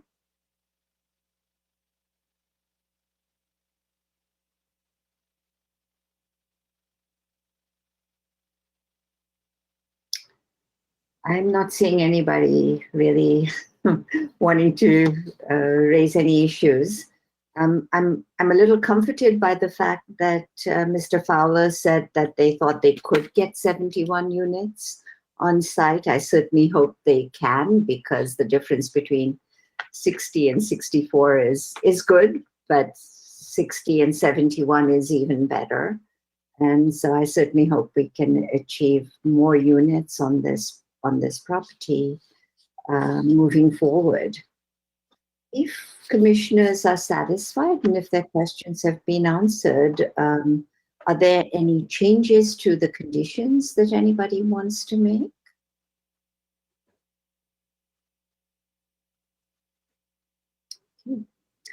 In that case, do I have a motion and a second to?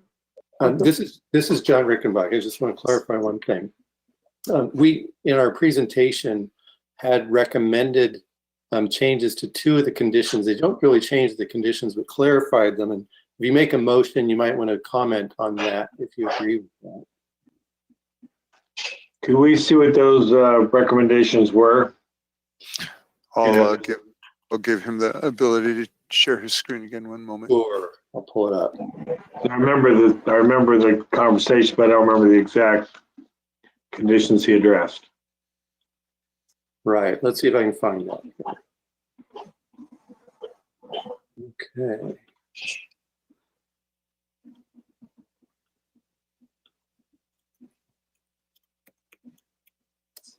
These are the two conditions. So conditions 30 and 31 having to do with water service meters and non-potable water use.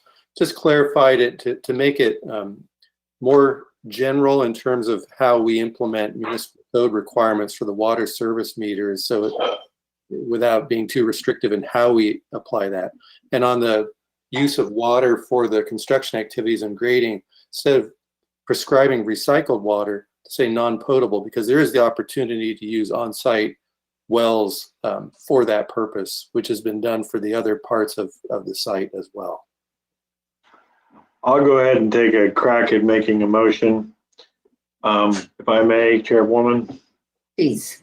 I propose we adopt the draft resolution recommending the City Council introduce an ordinance to amend the San Luis Ranch Pacific Plan and approve the vesting tentative tract map based on the findings and subjects to conditions of approval.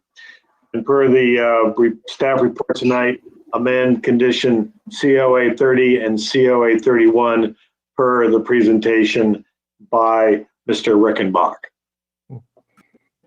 I'll second that. Commissioner Wilkins seconds Commissioner Khan's motion. Yes, and may I ask staff a question at this point about the motion, actually? The question is if the commission wants to give any additional direction to this, or suggestions to the applicant on the development plan, should that be part of the motion or separate? It would, and this is John Rickenbach, it would seem to be appropriate to be part of the motion if there's some direction that you want to give that will carry forward to this. But again, I'm not sure that, Tyler, you may want to jump in on this. I'm not sure what the best procedural way to go is. Absolutely. Chair Danikar, members of the commission, my suggestion would be that any directional items would be noted in the minutes, but would be directional items and not a part of your formal motion going to council for consideration. And I say that because the development plan will come back to the commission for final approval, not the council.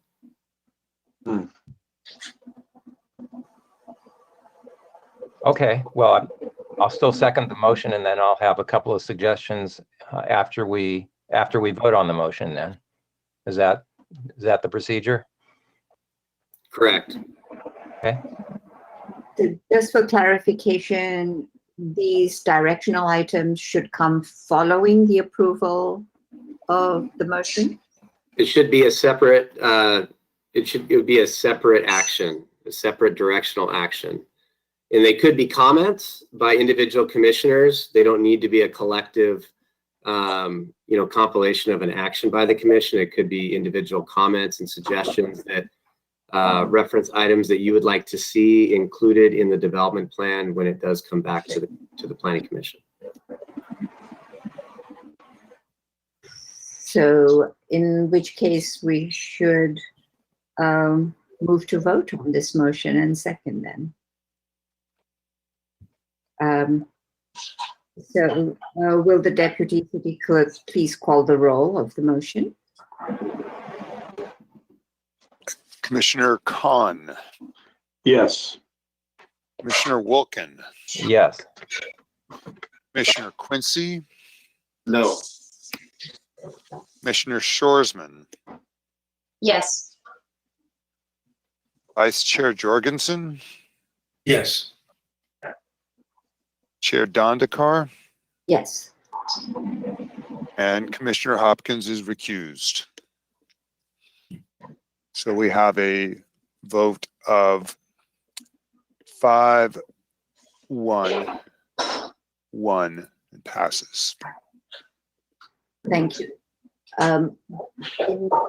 Now I think this would be a good time for us to give directional items to be recorded in the minutes for incorporation in the development plan. Commissioner Wilkin, would you like to take the lead on that?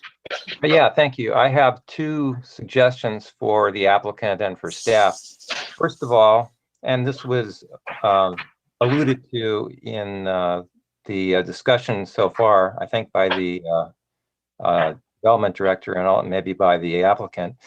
I think we need to, I suggest that particular attention be paid to the design of Lot 4, which is the one that's right next to the affordable housing project, and the uses to go in that lot to make sure that they will be, the uses and the design will be compatible with the housing, with the affordable housing project next door. The other suggestion, and there may or may not be room for this on the site. I know it's tight. The affordable housing site, that is. I would recommend that there be at a minimum a masonry wall instead of a wood fence between the parking area for the affordable housing project and the abutting residential lots. Maybe staff can bring that up on the screen so the commissioners can see where exactly that is.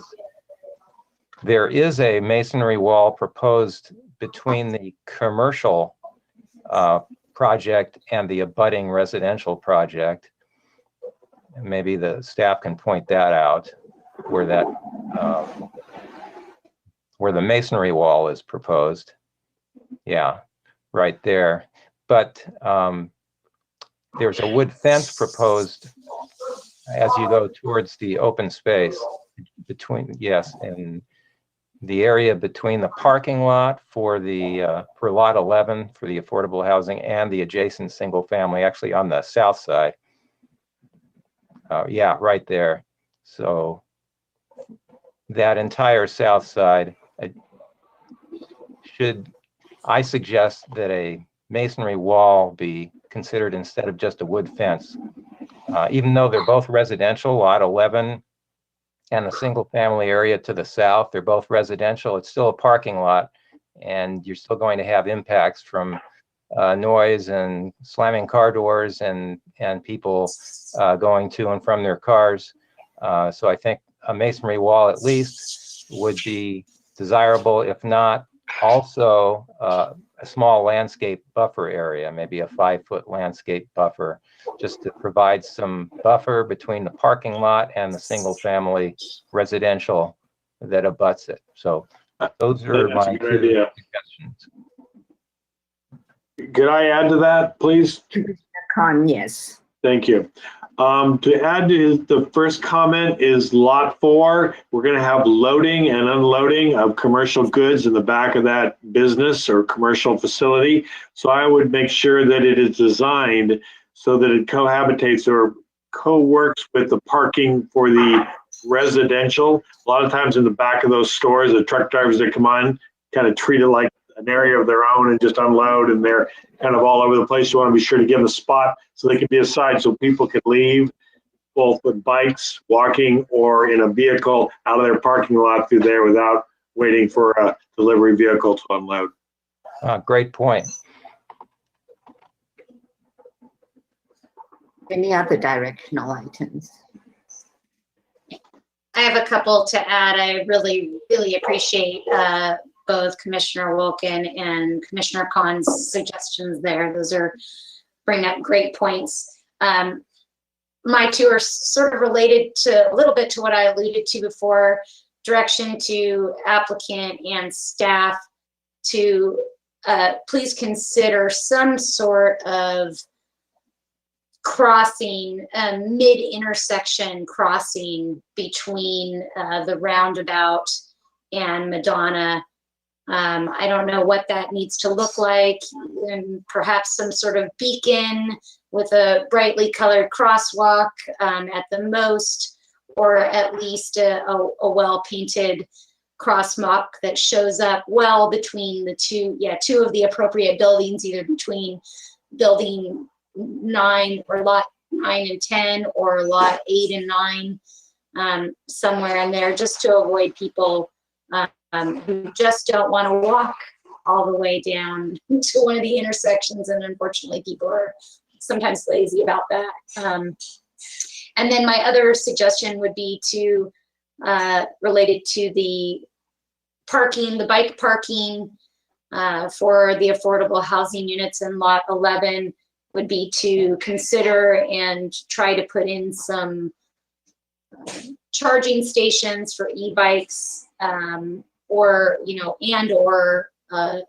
parking spots for bikes that can accommodate larger, more difficult bikes to park, like cargo bikes.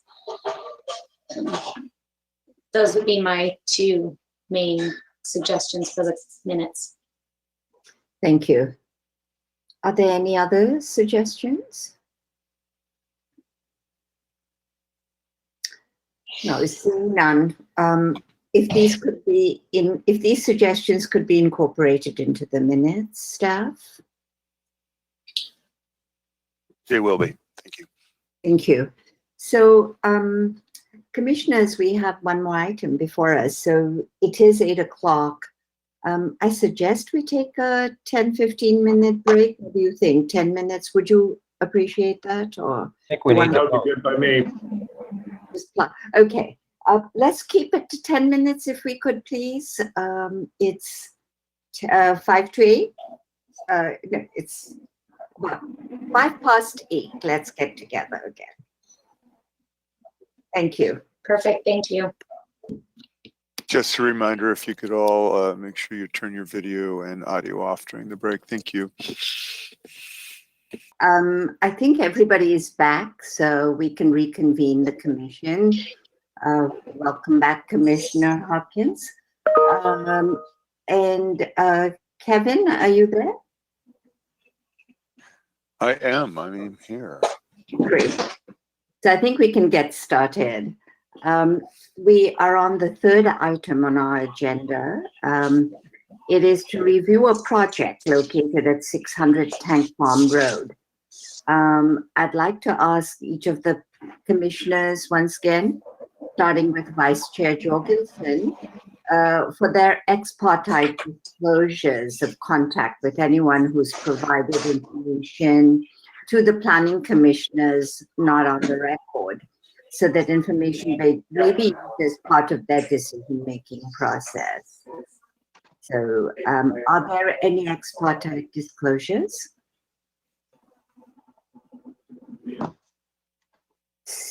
I don't see any, in which case, so noted.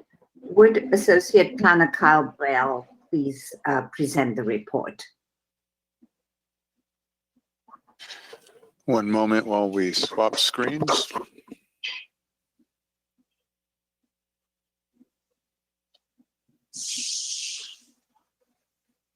All right. Can everybody hear me okay? Yes. Okay, now I just need to figure out which screen is being shown. Do you see the presentation? We were, but it just went away. Perfect. Okay. We see it now. There we go. It's not full screen. It's Yeah, I'll have to swap screens. There we go. That's good, Kyle. Okay. All right. Thank you for your patience. My name is Kyle Bell. I am an associate planner with the City Planning Department. Project before us tonight, we will be reviewing a conceptual project for a mixed-use project located at 600 Tank Farm. The project includes rezoning the property from business park to commercial services and is located within the airport area specific plan. Tonight's recommendation is to provide comments or specific direction to the applicant or staff to be addressed in the materials provided for a formal entitlement review.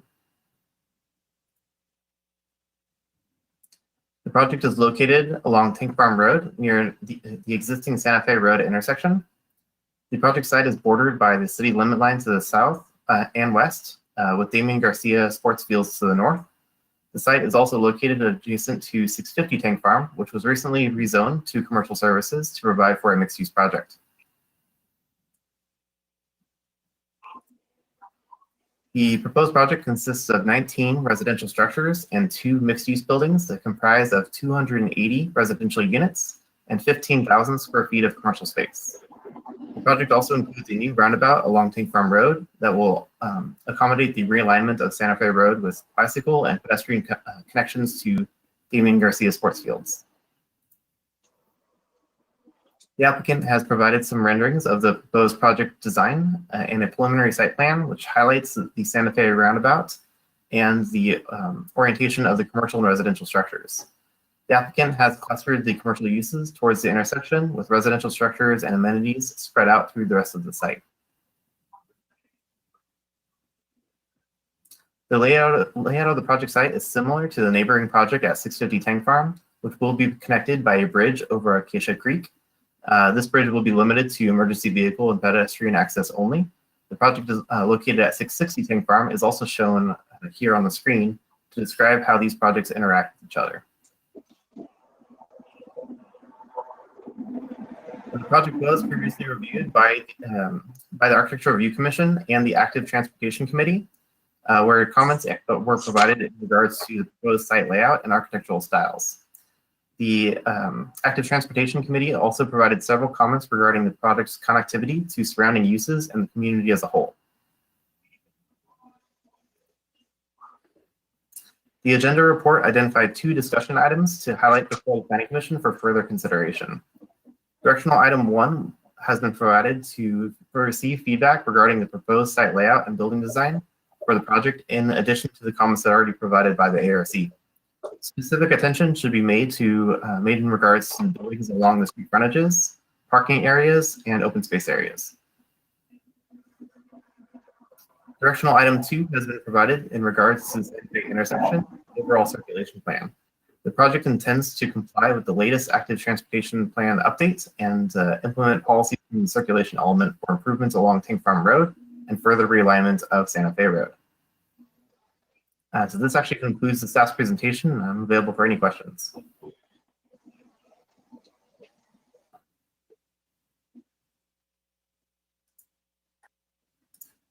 Sorry, that was very quick. Commissioners may call on you individually to see if there are any staff questions. Commissioner Hopkins. Yeah, I think I don't know if the applicant's on the line. My question might be more for them, but I was looking through to figure out how the developer might be planning to meet their inclusionary requirements. Do you know if there's a indication of whether they plan to include them on site or they're pay an in lieu fee, or how that's going to be met? So the applicant is talking with affordable housing developers to potentially do a development project on site, but they haven't provided sufficient information to know exactly what that plan might look like yet. Okay, thank you. Commissioner Jorgensen. No questions right now. Thank you. Commissioner Khan. I have a general comment, and I talked to Kyle earlier today about this. I'm into circulation, and I would appreciate in the future seeing more information on circulation. How does the future of Santa Fe line up on the other side of Tank Farm? What is the Prado extension look like? And I know we don't know what Chevron's going to submit yet. So, and this is a good example of what I'm talking about right here. Some sort of exhibits like this that kind of give you more a broader idea of the regional layout. So thank you for that, Kyle. Anyway, that's my only comment. Thank you. Commissioner Quincy? I don't have any questions. Thank you. Thank you. Commissioner Schwarzman?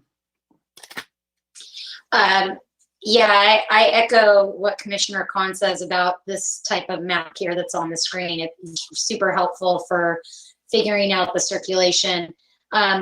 I did talk to Kyle a little bit about this already, so he answered most of my questions, but I do have one additional one. The green path that is existing at through Damon Garcia Sports Complex, yes, exactly. That little spur that goes off to the right, about halfway up the straight section, yes, that runs into, that's basically the Damon Garcia parking lot, if I'm not mistaken. And it curves into the entrance to Industrial Way. And at least at current, there is a swinging closing gate that blocks off that parking lot most of the time. And I would think that that would inhibit, maybe not pedestrian traffic, but certainly bikes and certainly cargo bikes that you couldn't really move around a gate like that. So how would that be logistically handled if that were to be considered a bike thoroughfare all the time? Yes, actually, we are in the middle of updating our active transportation plan, and so there. I know the draft was just circulated internally, so we'll be looking at that pretty closely. I don't know the specifics of this gates or the plans for improving this thoroughfare as a bike pedestrian route. Looks like Michael Codron has jumped on, so I'm sure he has more information to share.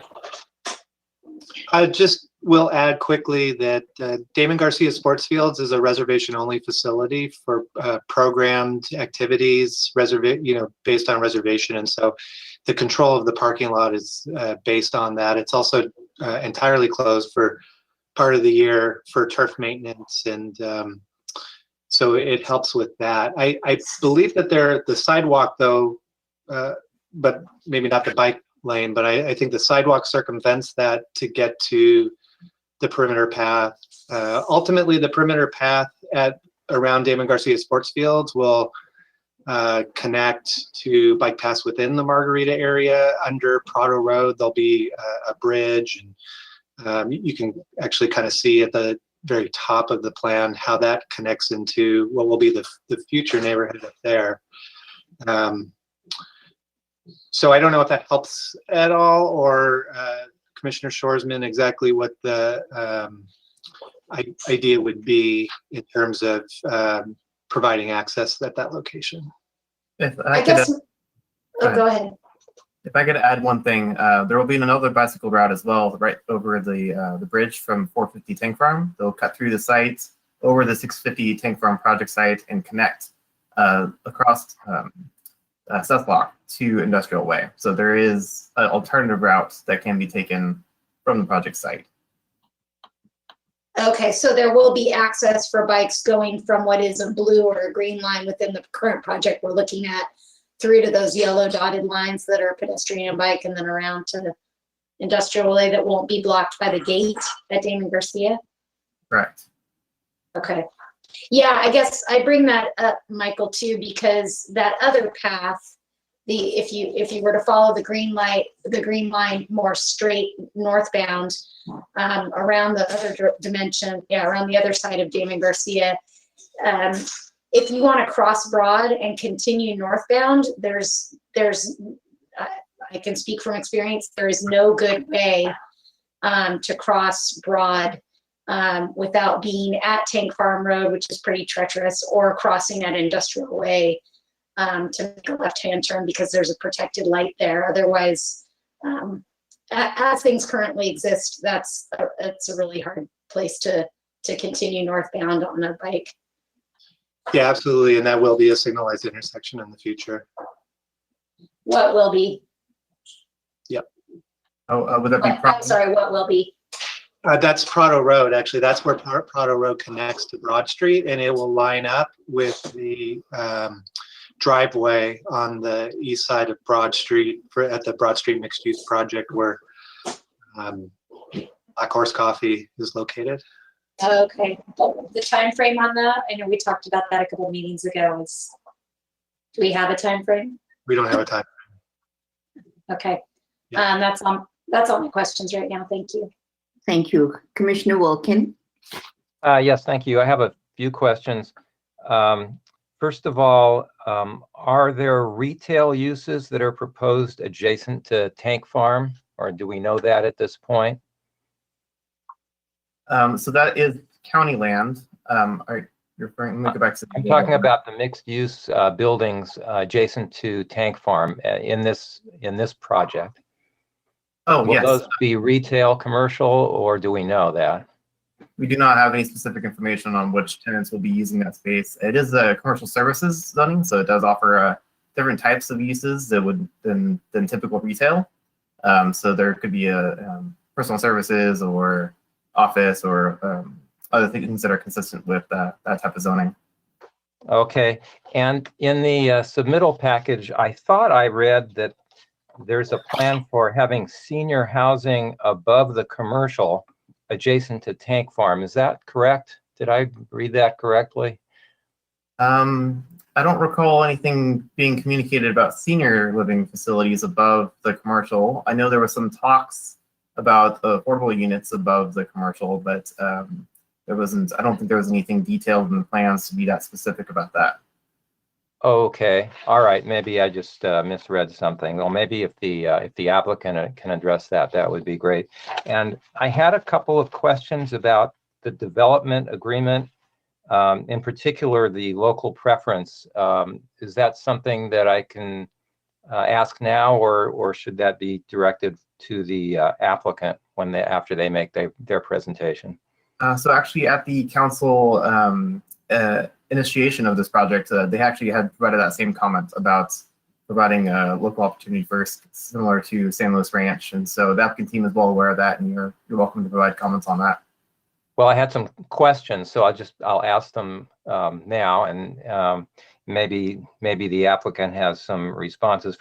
I read in the project description that the local preference is proposed within 1.5 miles of the site, and I was wondering what the rationale for that was, as opposed to how it's done in the other projects where it applies to the entire city and areas within the employment area around the city. I don't have any. I'm sure the applicant can touch on that a little bit in more detail, but I think it was the city's expectation that would be widened to be consistent with how we've done local preference in the past. Okay, so the 1.5 miles is something that the applicant is proposing, or it's not something the council directed?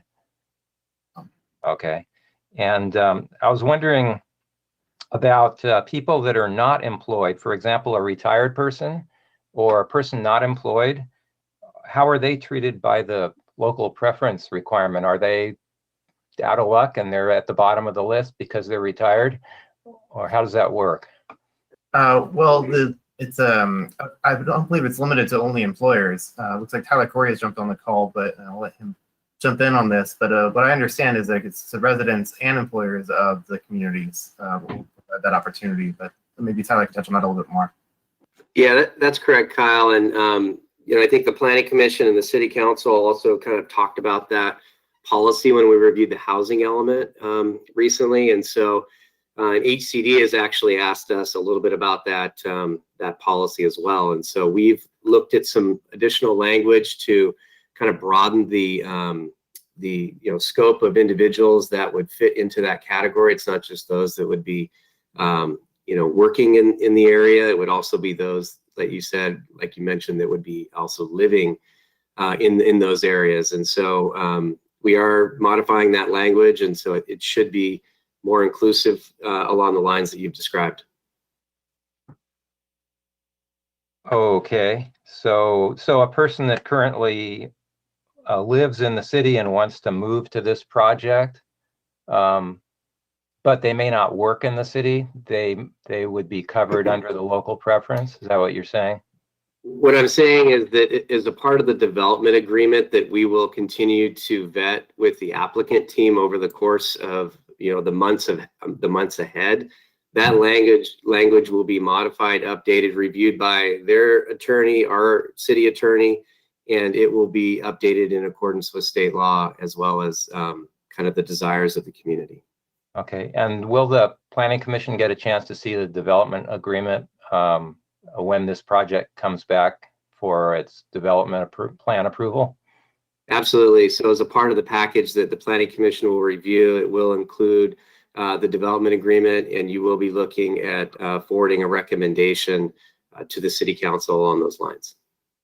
Okay, thank you. Those are my only questions. Thank you. My question to staff is the bridge that connects between the two sites. And I distinctly remember when we considered the site to the east that we were concerned about the single entrance onto Tank Farm Road, and sort of directed the developer to pursue possibility of collaboration with the site to his or her east to see if something more than an emergency bridge could be developed. The question to staff is there anything that really prevents such a connection being made between these two different developments?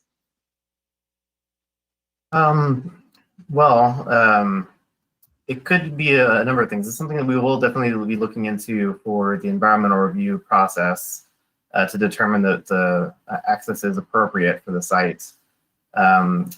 But I believe that is something that could be looked into further as an opportunity. I'm not sure. I'm not aware of any immediate constraints that would prohibit that at the moment. I know that the fire department would look at that pretty heavily in the previous reviews, and I'm sure that they have some analysis that they would like to provide feedback. Thank you for that information. If there are no more questions of staff. I have one more quick question. Oh, sorry. I'm so sorry. Did I skip you, Commissioner Khan? You didn't. I just thought of it. I thought of it earlier and I forgot to ask it. The question is, what is a stacked flat unit for the residential unit? I don't recognize that terminology, what a stacked flat unit is. Oh, yes. So that's when you have, so it's one unit per level. So you have one unit on the ground floor, one unit above that, and one on top of the other. Instead of the typical townhouse style that we see where you have a staircase with 3 levels. And so that's stacked apartment style is stacked. Okay, thank you. Thank you. If there are no other questions to staff, could we have the applicant presentation? And is it Mr. Martini would be presenting, or Mr. Peck? Yes, Mr. Peck and Mr. Damon Mavis as well. Right. So they should both be. So can you hear me? Yes. Thank you. Good evening, Chair Dandekar, members of the Commission. My name is Stephen Peck with Peck Planning and Development, and I'm here tonight representing Covelop on their proposed project at 600 Tank Farm Road. We'd like to take our time this evening to tell you about the project, its location, why that location fits with the proposed concept, the requested changes to the city's regulatory documents, why that's appropriate for the city to change its plans, how the project relates to delivering critical infrastructure, how it is compatible with the proposed airport land use plan, and some other features, some of which have been mentioned already by the Planning Commission. I'll be providing the first part of the presentation, will be followed by Damian Mavis of Covelop, who will speak to the architecture design and some of the special features. Next slide, please.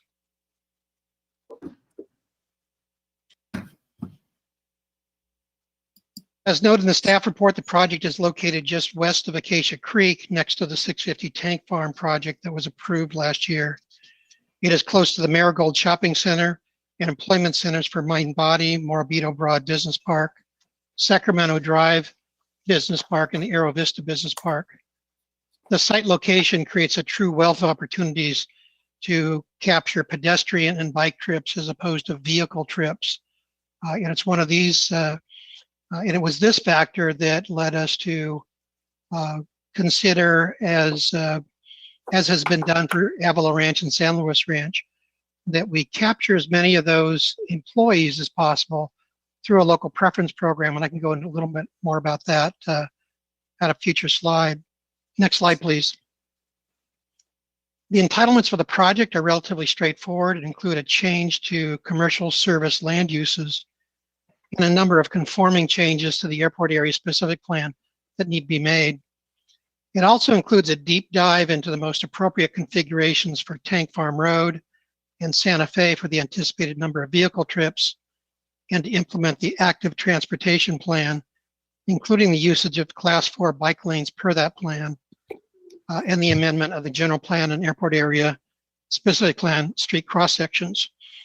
We have in fact been working with the Luke Schwartz, the transportation manager, on just what kind of a diet we can put Santa Fe on, and what's the appropriate configuration for Tank Farm Road. And we have some preliminary information that indicates that with the completion of the overall circulation system, that perhaps the 4 lanes on Santa Fe really can be narrowed down to 2, more priority given to bikes, and that possibly everything west of Santa Fe on Tank Farm could be narrowed down to 2 lanes with additional priority given to bike lanes. We can go into that a little more in a future slide. Next slide, please. So why make the change in land use designation? This site has been designated for business park for quite a while. And quite frankly, one of the reasons is that up until just this year, as the Airport Land Use Commission is revising their plan, residential uses were not permitted on the site. So this was designated as business park to comply with the Airport Land Use Commission's previous plan. They've amended the noise contours to allow for residential, and are currently considering a couple opportunities that for their safety zones, both of which comply with this request. And we've been following that quite closely. The other reason is we have quite a bit of inventory for the for our business park uses. In fact, we probably have, if you take out this 11 acres, you probably have a total of 80 acres above and beyond the employment uses that are needed. We do have, though, a shortage of market rate, smaller footprint housing for those employees. And by changing this to a primarily residential use, mixed use residential, we kind of solve that equation. The project is, as you can see, is focused on smaller footprints, smaller overall footprints than what you would see in the rest of the community, and Mr. Mavis will be covering that in some detail. There was a question on the amount of deed-restricted mixed-use units in the project. One of the buildings, in fact, across the frontage, would be occupied and managed by a nonprofit housing provider with at least 15 deed-restricted units in that unit. Because of the density and the unit size, the actual number of required inclusionary units is about 2 or 3 units. So this is more than would be required under your current standards. Next slide, please.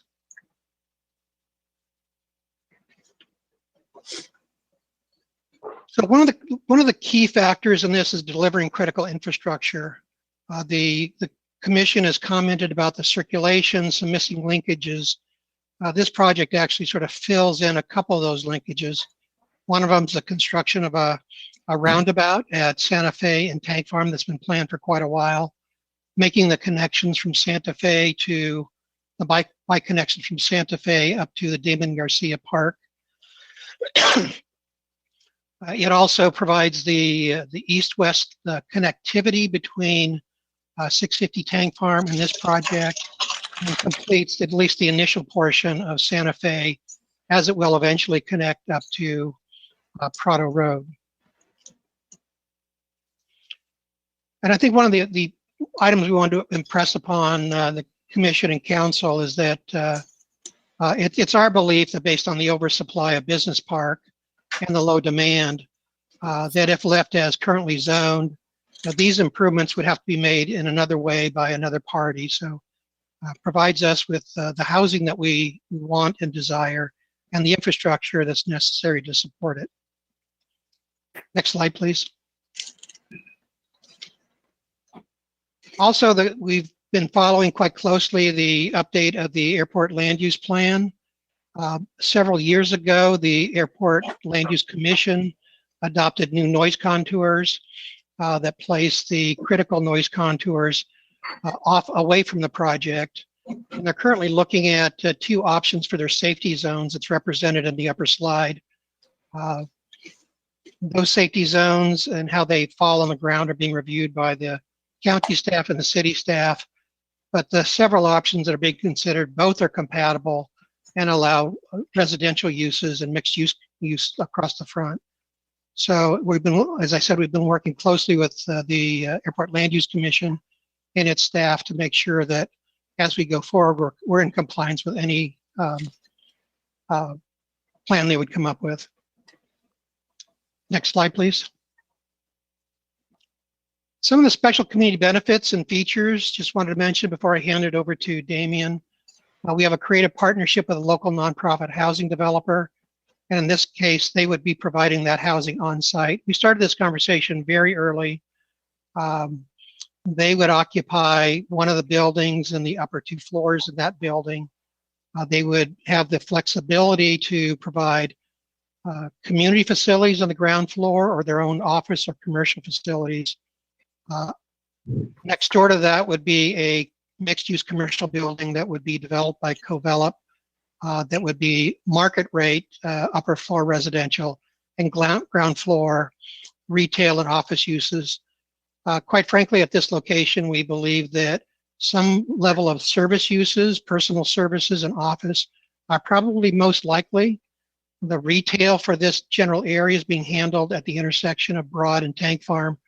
So we would see that these would be things that would be convenience oriented and more oriented to the internal residential units. We're excited about implementing the Class 4 bike lanes for safety and the connectivity to the sports park. There's also a provision for enhanced noise mitigation on the airport area specific plan that was written in 3 or 4 years ago that helps mitigate the noise complaints we might have. And then finally, the buyer's preference program. We're certainly willing to provide the program in whatever form is acceptable to the city. But the initial thought was that this project could capture a lot of employees that live either elsewhere in the city or even outside of the city. And so in contrast to what was done with Avila Ranch, which is one of the projects I worked on, or San Luis Ranch, it would apply, you would be given preference within, if you were within that 1.5 miles for these units. Mechanically, the way that works is you would basically have 2 waiting lists. One waiting list would be 2 or 3 waiting lists. One would be a waiting list for everybody within that 1.5 miles. There'd be another waiting list for those outside of there that also work in the community. And then the third waiting list would be the next group. Certainly, we're okay with expanding that to workers throughout the community.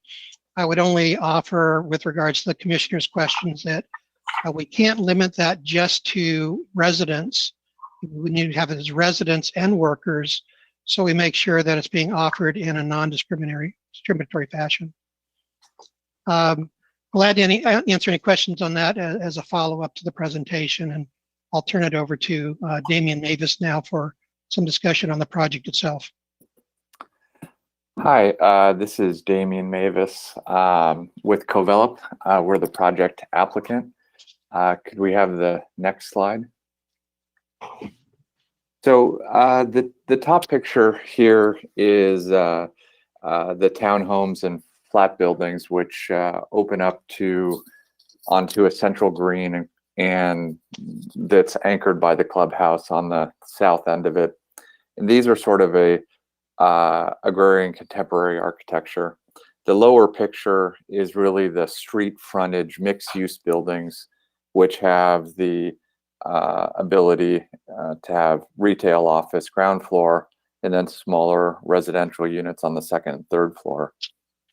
The architecture there, we kind of went with a more Pacific Northwest style as sort of a transition to the existing more open space to the west of this site, with a priority of natural finishes to kind of bridge that that gap there. These mixed-use buildings, we're building a similar project on Santa Barbara Street right now next to Miners Hardware, and so we really feel strongly that these smaller units fit a niche, and we want to do something similar here. So with a modest average unit size throughout the whole project of 933 square feet, we're required to provide 3 deed-restricted affordable homes. However, we plan on offering at least 15 deed-restricted affordable units, and that would be built through a partnership with a local nonprofit affordable housing builder. Could we have the next slide, please? So this is the last slide, and I think if this project can really be distilled down to one thing that I'm the most proud of, strangely enough, it's this slide. So we all saw the sign down the road that said new homes from the low 1 millions. And that's really the opposite of what we want to create here within the residential portion of this site.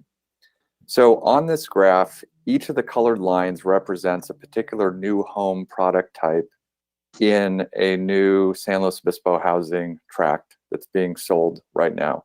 So home sales, home sale prices is on the vertical axis and home size is on the horizontal axis.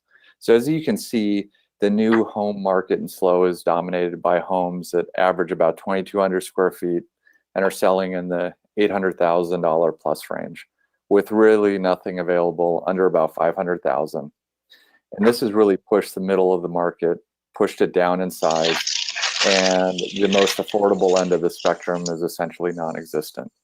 So our proposed market rate housing product is shown by the black line on the bottom left corner, and those are the townhomes, and then the black dashed lines, which would be our flats.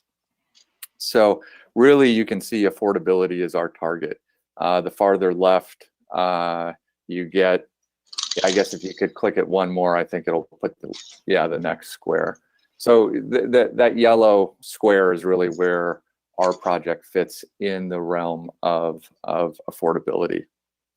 So our market rate units for sale will start at 450 square feet, max out at about 1,450 square feet. So this affordable by design strategy is rarely seen in San Luis Obispo, and I think it's the key to providing durable and affordable housing in real meaningful quantities.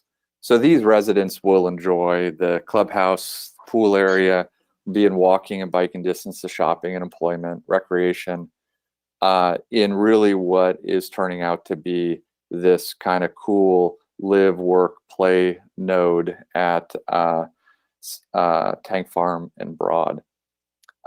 So I feel like the combination of the deed restricted affordable units that we're providing in conjunction with a nonprofit developer, as well as affordable by design housing, really we're striving to address as much of the affordable housing equation as possible. So that pretty much wraps it up. Steve and I are here to answer any questions that you all might have. Thank you.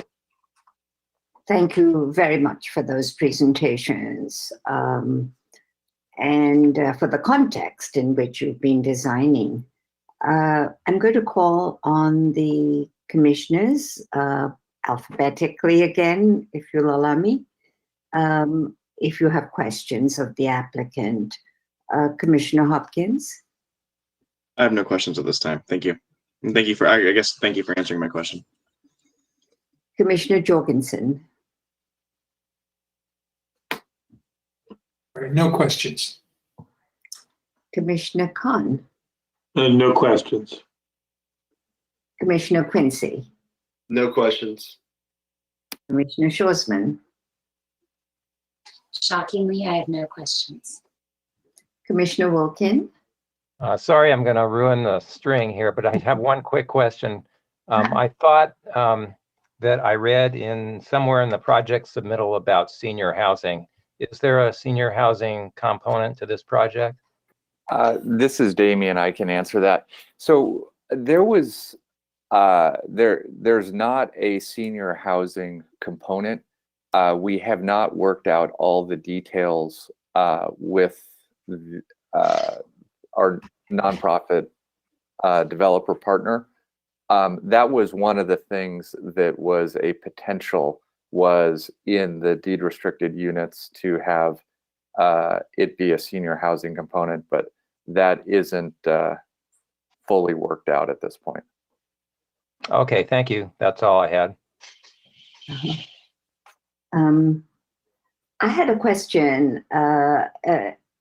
When you were designing this, were you I mean, I love the concept, by the way, and we were looking for concepts like this especially when Mindbody was going full steam ahead and expanding.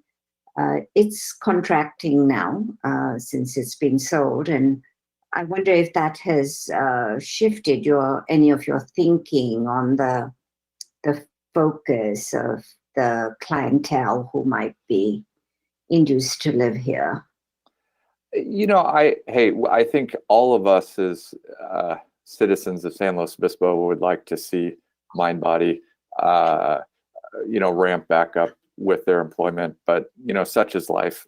That being said, between that facility and all of the East Airport office buildings that are relatively new, whatever happens eventually on the Chevron site to the west of us, there is an employment node that's happening. And, you can see that. I used to live just south of town, and the commute going south on 227 got worse and worse and worse. And hey, if you put a few hundred people living here, that would lessen, that strain. And I think it would be, especially with e-bikes, it would be such an easy e-bike ride to work, probably 300 days a year. It would be, an easy commute with alternative means. So I feel like it's still a product type that will be in demand, and it really isn't being met anywhere else at this point. I would add on to that, Chair Dandekar, that there is so much pent up demand for this market niche. By way of example, when I talk to Morrison Garitano and RRM, Cannon and Wallace, people we interact with all the time, 80% of their employees live someplace else. They live in Santa Maria or Orcutt or AG or Paso. I think we could probably fill this up with just a tenth of the people that are commuting out of town right now. So I share Damien's concern about our employer across the street.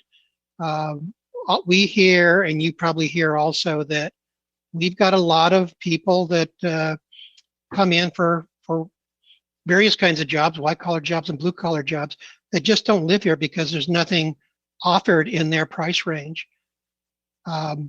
There's a tremendous gap if you look at, we have a lot of units that are being built with people self-help in Haslo, the deed restricted units, and then there's a tremendous jump, almost a $200,000 jump to the next units that are being offered.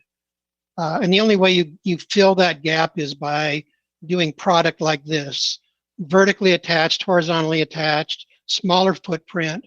Otherwise it just becomes a never-ending problem of how do you provide that 400,000, 390,000, sub $500,000 unit? So my observation is there's tremendous pent-up demand for our existing employers and their employees.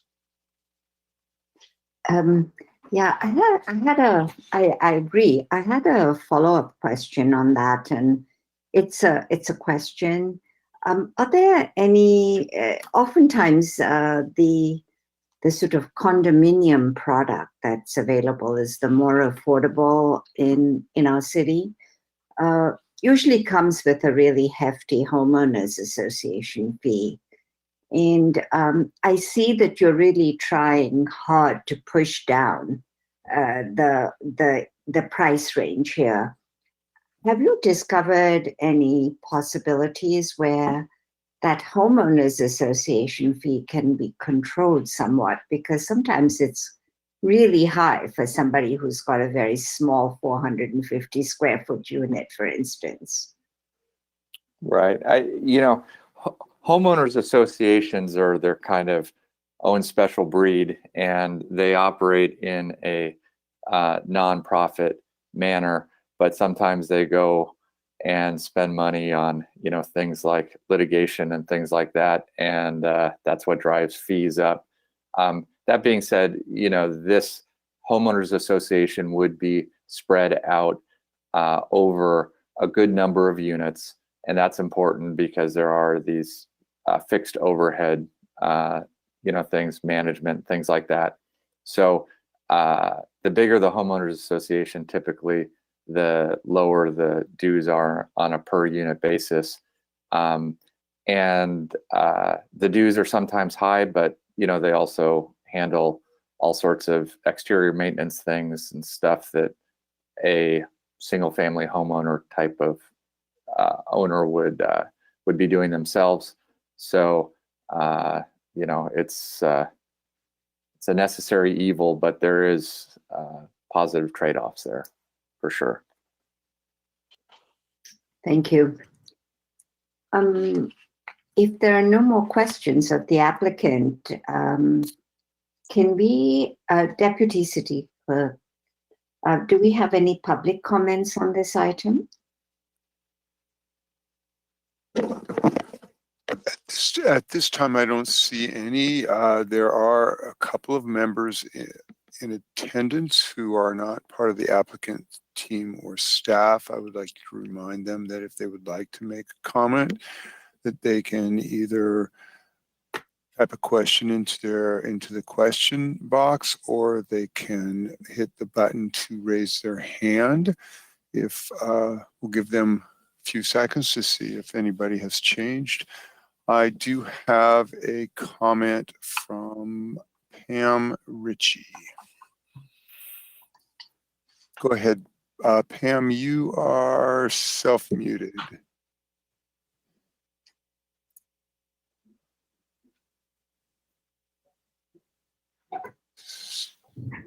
Still self-muted, Pam.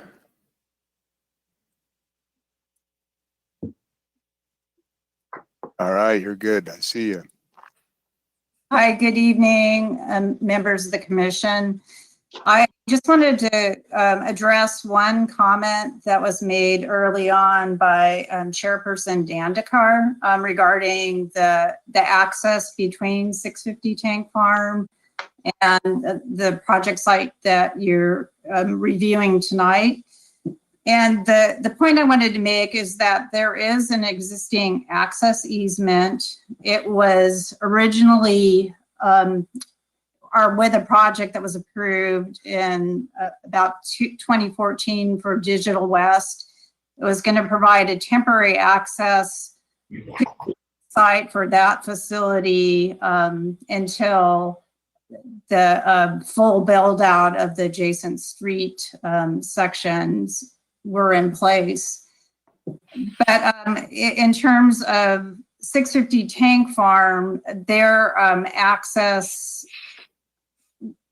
is meeting all the requirements with their main access from the light at that's proposed between it and the property to the east.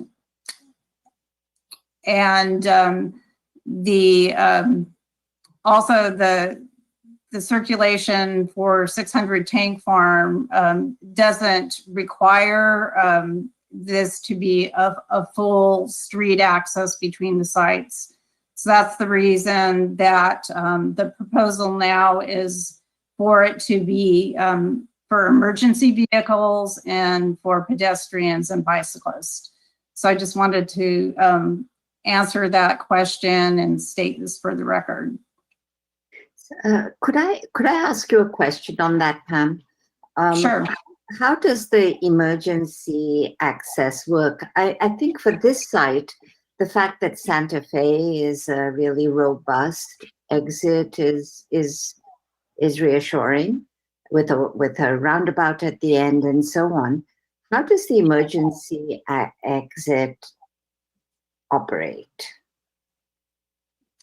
How does that work? Some bollards or controls in place to allow for emergency vehicles to use that in emergency situations. So if there's some fire or something where evacuation is needed, that would not be a possibility because the bollards would still be up. Well, with a lot of emergency accesses, the fire department is able to control that if they need to access the site. If I might answer that question, fire department and police departments are equipped with what's called Knox locks, and they have keys to the various facilities throughout the city for emergency access to gain access during an emergency situation. And so they'd have the key to the lock or the gate or whatever it is. Thank you. Mm-hmm. Are there any more comments from the floor, Deputy City Clerk? There are no other comments at this time. Thank you. I'd like to close the public comments and bring this back to the Planning Commissioner's deliberation. I understand that our mandate today is to give design guidance, design ideas, comments to the applicant. That's correct, right, Staff? Yes, sorry, I was muted. That is correct. Yes, there is no action by the Planning Commission tonight. It is only to provide directional items. It could be, again, individually or some collective comments, but only just feedback to the applicant at this time. Mm-hmm. And I don't know, I think just kind of the big piece here is that we are initiating an environmental or initial study, environmental review on this project. So we are looking at some review ahead, and we're starting that with a consultant, the applicant team. And so more to come on that. We don't have a formal application. So again, this is only conceptual review for your just individual or collective comments. Mm-hmm. Thank you. Would the commission like me to go alphabetic, or would you like to just dive in and bounce ideas? Would somebody like to start? I'll go ahead and start. I just have one general comment, is that I like what I heard on their marketing for the price range, the price point. They're looking at their units. I think that's a very, very good point. I know a lot of people that do live out of town and just can't afford the product. You can't afford $600,000. So anyway, I commend the applicant for thinking that way. I would agree with that too. Commissioner Quincy? I'll just piggyback off that. It's not really I don't have any comments moving forward. I just wanted to say that how much I appreciated that this applicant at least had the guts to say that and give us the price range. And I actually noticed that about this applicant the last time he was here, which was on the Creamery project. and he had the guts on that project to tell us what the market rents would be. And those are the only 2 times, I think, in the 2.5 years I've been on the commission that a developer will actually tell us what they're shooting for. So I really appreciated that. I wanted to add just a couple of things. First, the whole discussion of the airport plan and how it relates to this and the kind of modifications that are needed was very informative and instructive, and I appreciate it. There's a lot of work to do, but I understand the whole issue better. I think what's proposed here makes a whole lot of sense, a lot more sense than a business park. My larger concern, and it comes even when I see like the schematics for, say, the realigned Santa Fe interchange, the roundabout, is that I just get stuck figuring out what happens to pedestrians or bicyclists who get into that circle and what happens to them then. And if you don't mind me saying, I think the city, by a lot of this has been driven by kind of mixed use approaches and allowing residential everywhere. I think it's a really good idea. I don't think we can build enough residents fast enough. I like exactly what's going on here.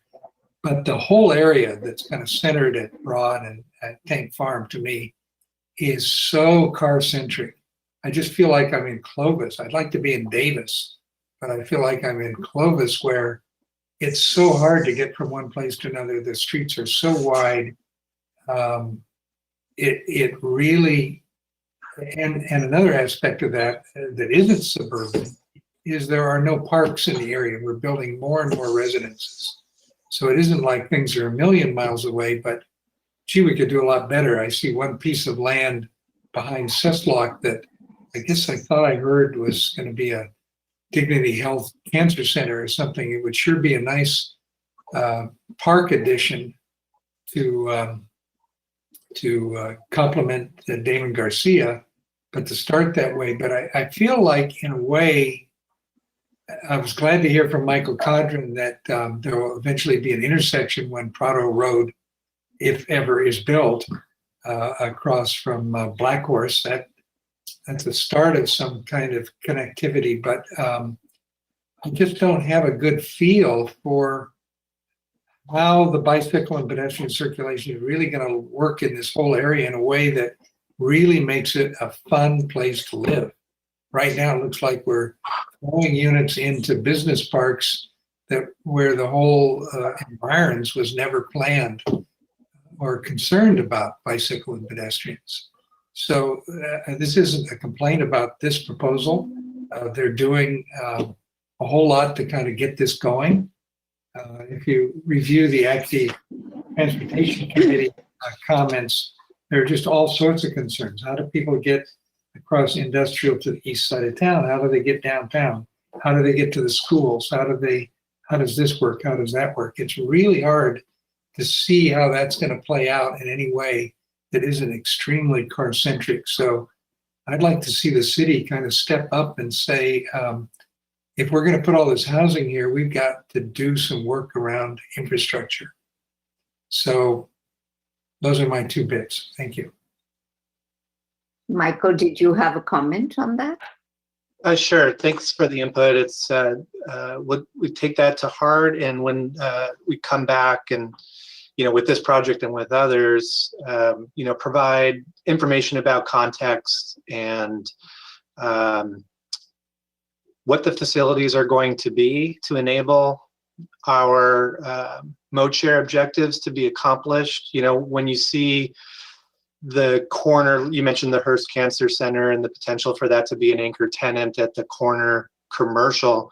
One of the improvements that's going to happen with that project at the corner of Broad and Tank Farm Road is actually a separated Class 1 path that will go along the Broad Street frontage and then turn the corner onto Tank Farm Road, so that bikes, if you're not comfortable in traffic using the normal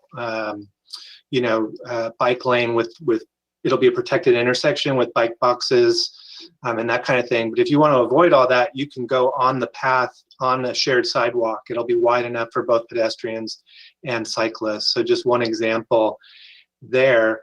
But there will be other examples of features that we'll be able to share in terms of how people are able to cross through the roundabout, peds and bikes. And we have some instructive videos as well as just some illustrative graphics that I think do a good job of helping understand how that works. And then in terms of parks, do want to highlight that Industrial Way here, there will be a grade separated crossing into the Orcutt area. So you'll have a ped and bike bridge over the railroad tracks. Thanks, Kyle, because I was doing that with my mouse, but you can't see my mouse. So yeah, at the end of Industrial Way, you'll be able to bike over a bridge at that location and go to there's a linear park, and then there's a major neighborhood park in the Orcutt area as well, and that's where the grade separation will be there. And then in the Margarita area, there's also going to be a neighborhood park just on the other side of Prado Road from where this project is located. So there are two neighborhood parks, I would say, within cycling distance from the project. So just a little extra context, and appreciate the comments, and we'll work to provide back that information when we return with this project and others.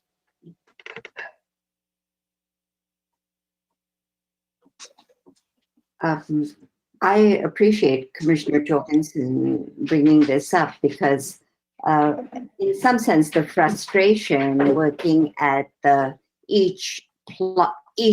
each developer as these projects have come forward is that we can't really think about their interrelationships. So the senior facility has been approved now right on the corner of Tank Farm Road and Broad. We have this new development, exactly. Thank you, Kyle. We have this the development at 650, and then now this one. And there are different kinds of people sort of are going to be attracted to come here. And the mobility and the ability to walk from one to the other, to connect to some of the facilities is really something that, we can't ask the developers to really forge by themselves, but we do look at the city to try and maximize these kind of connectivities as much as the legal structure will allow us to do. It's so frustrating to get onto a project, and it's integral, it's looking in and on itself, and you can see some connectivities that are needed, but they aren't there. Which is why I keep going back to this emergency bridge, and are there no ways to sort of enhance flows across projects? I have a question. Is there going to be pedestrian and bike connectivity from where the senior housing place is to the new 650 Tank Farm? Is there going to be access through there all the way? Yes, there's a road connection there. Thank you. Yep. I thought so, but I just couldn't remember. Yeah, it's off of the new street. Yeah, right. Okay. Right. Excellent. Thank you very much. Thank you. And so the emergency connection could be a pedestrian connection across. Oh, yeah. Those are pedestrian bike connections, yes. Thank you. I see Commissioner Hopkins' hand up, and then Commissioner Schwarzman. Thank you. I wanted to largely echo my colleagues' comments. I think in regard to the land use change, could not be a more appropriate shift as we see sort of the business park development product struggling right now, and the future of the workplace seeming a little bit uncertain, and really replacing it with a housing type that I think we constantly talk about wanting here and very rarely see in the market. So really excited to see that, and I think my only complaint to a certain extent is that it's not enough.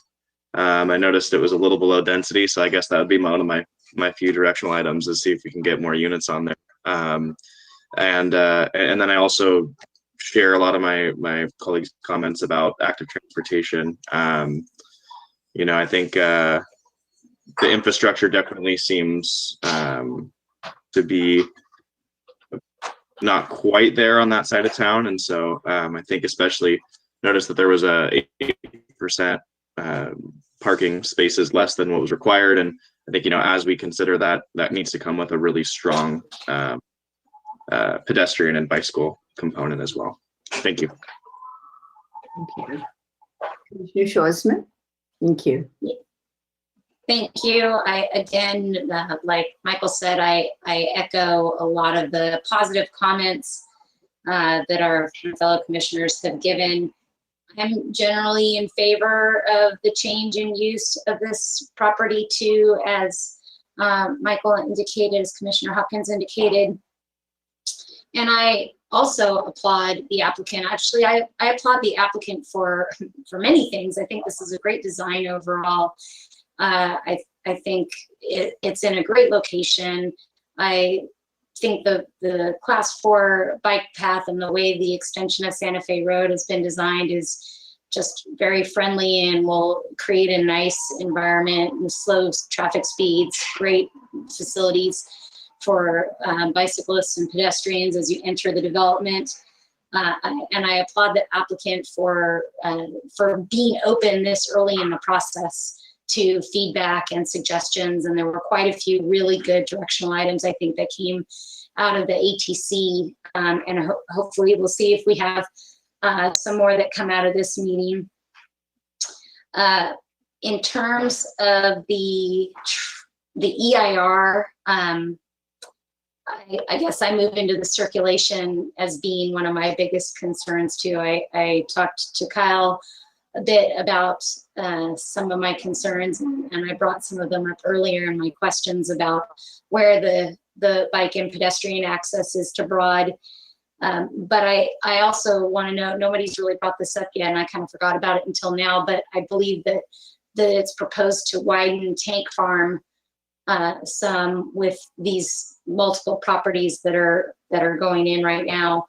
And there is still only I think it was on the circulation map, if Kyle can put that up again, it indicates a red line all along Tank Farm and Broad. And that's what it is currently existing. And it's already very dangerous. It is almost impossible to turn left onto Broad from Tank Farm going in that eastbound direction. It's very scary for a competent cyclist, let alone somebody who's coming off of a class 4 bike path in a really nice rider, family-friendly neighborhood. I can agree that there are some alternate routes around, but maybe this is somewhat I'm leading into a question to staff about, with the development of those 3 properties all sort of next to each other on Tank Farm, 600, 650, and 660, are there not some opportunities for improvement of that area along Tank Farm and Broad to make it more friendly to those who are not already competent cyclists, to access all those great services that are across Broad and to access those in light industrial areas across Tank Farm where a lot of people who want to live in this development might work. So I guess my final thing I would say is, in terms of the directional items or opportunities to look at in the EIR, it would be the traffic impacts of all of these new developments on Tank Farm Road and the need for those additional lanes of traffic on Tank Farm versus what the benefit might be of putting a class 4 or a class 1 separated bike path in both directions along Tank Farm and Broad. So I guess a question for staff about the opportunities for improvements, knowing that there is a lot of development going in on this corner. I'd hate to see those be islands, where you can't get anywhere without using a car, as Commissioner Jorgensen said, and a suggestion for the EIR. That's all. Thank you. Commissioner Wilkin, you've been very quiet. Do you have any? Thank you. I think this is an appropriate site for the kind of mixed-use development that's being proposed. And I think the design does a good job of accommodating the residential uses, and also does a good design of a good job of making pedestrian connections both within the site and to adjacent sites. I do have a few specific items or suggestions for the applicant and for staff, and I would be interested in how the other commissioners react. First of all, and this is similar, I think, to what the Planning Commission recommended on the adjacent project 650 Tank Farm.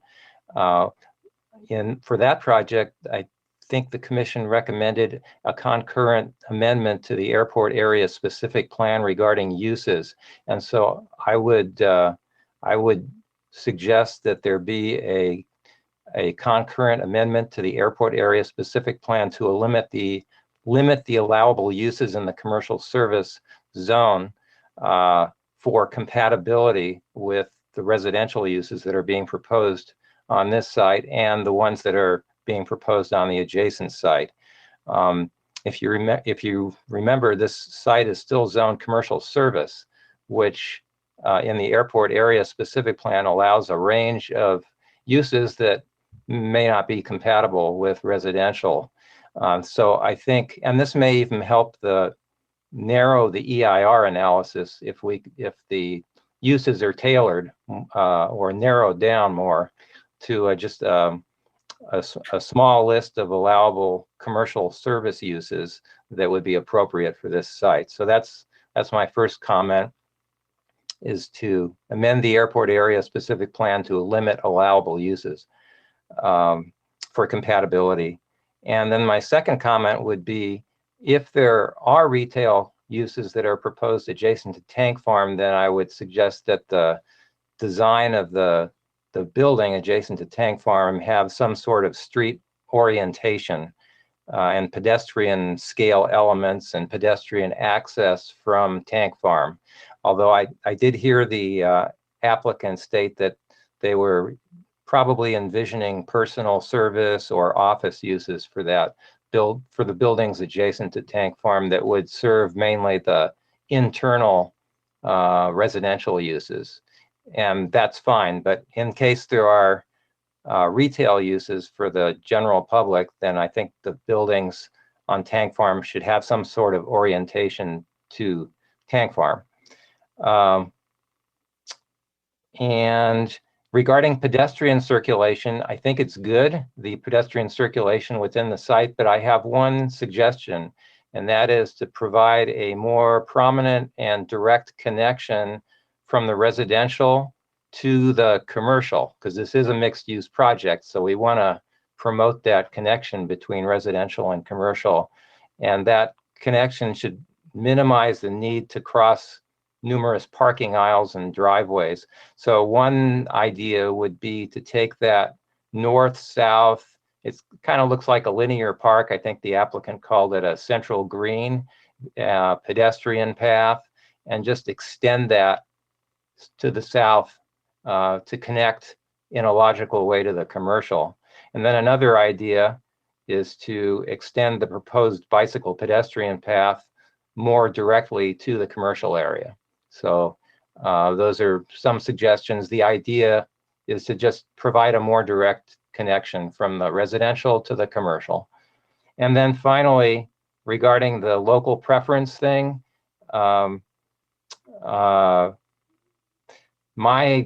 my view is that the 1.5 mile local preference area is way too restrictive, and I would be in favor of making it consistent with what we've done with the other projects like Avila Ranch and San Luis Ranch, where it applies, the local preference applies to the city and the city's employment area.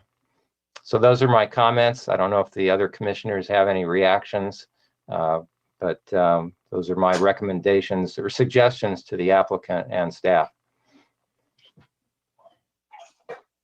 Kyle, you had your hand up, so you had some comments. Yeah, I can respond to one thing real quick.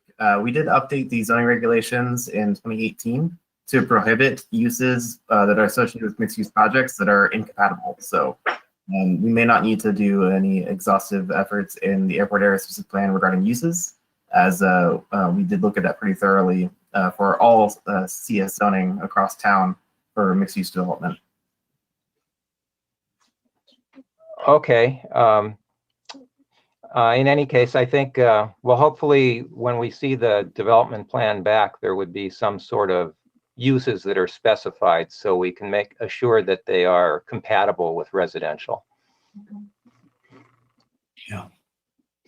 So, good comments, Michael. Thank you. Yeah. I would just like to put in a little bit of support for the local preference that the developer has put before us. You know, we've been trying for sort of bikeability from home to work and so on. The product that the developer is offering is really, you know, we envision people working in the mind-body complex and walking across the road and going home. And I think that's the idea that the developer is trying to promote with the sort of tiering of preferences.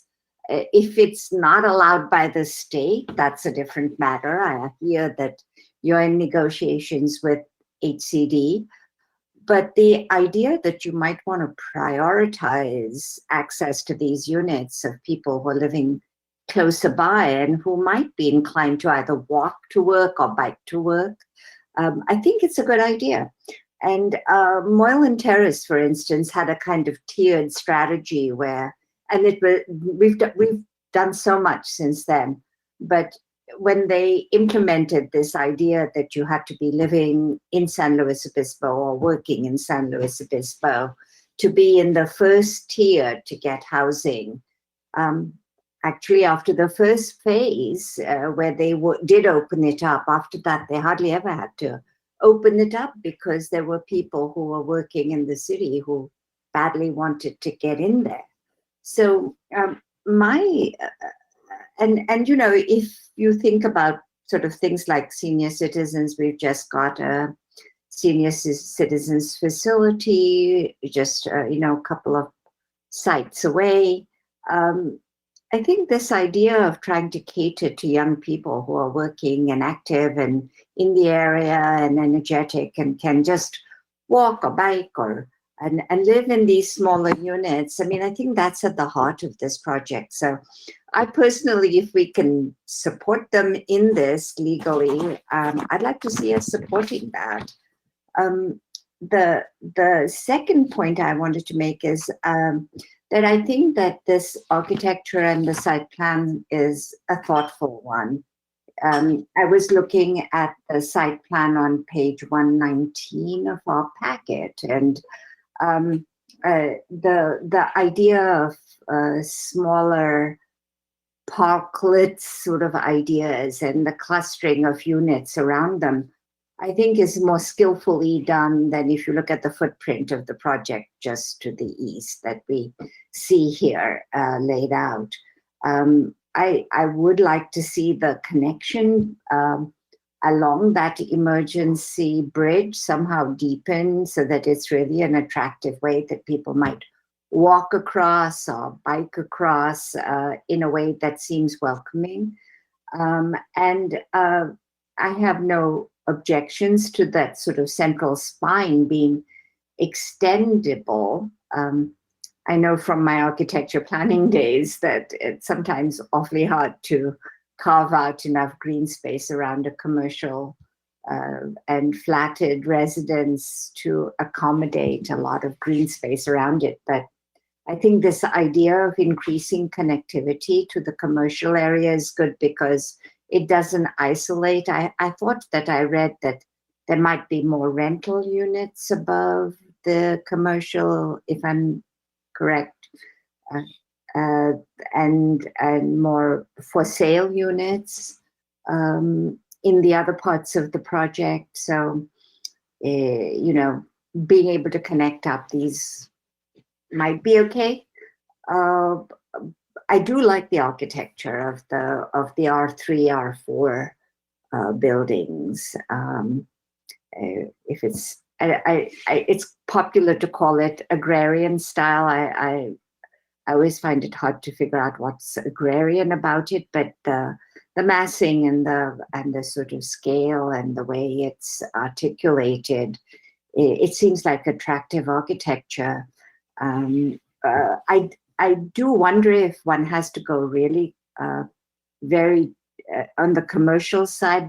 We seem to be talking about rather less corporate kinds of commercial going into that commercial area. So maybe the architecture doesn't necessarily have to be very corporate looking. It's just some of my thoughts on this.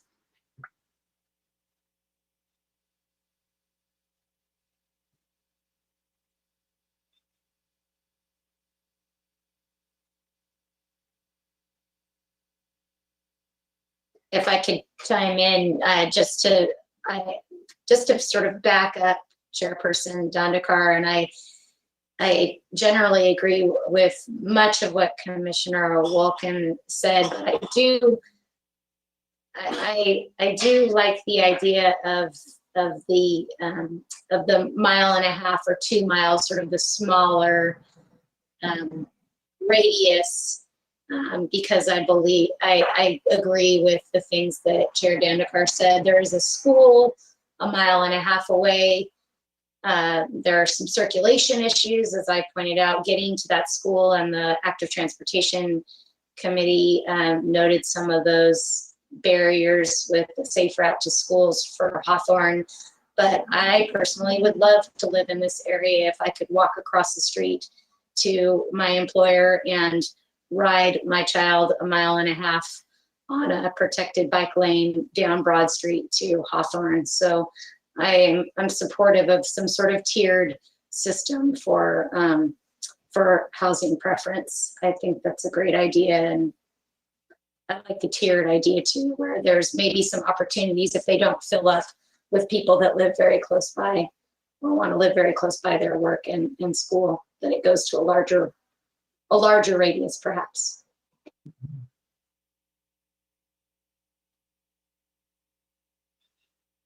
Thank you.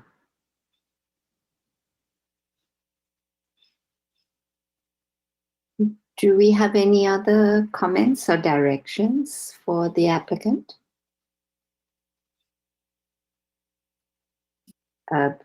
I hope the applicants received enough guidance from us. I think there seems to be a really warm response and a positive response to what's been put before us, with lots of good ideas that are innovative and much more fitting of the site. Is fitting of the site. So, unless there are any specific questions that either staff or the applicants would like to ask us, does staff have enough information to write up what's been suggested?